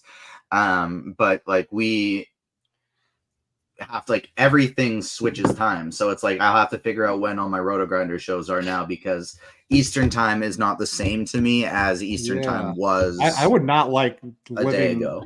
I would not like living without daylight savings time just for the TV, the schedule of everything. It seems like a giant headache to not go along with the rest of the world on that.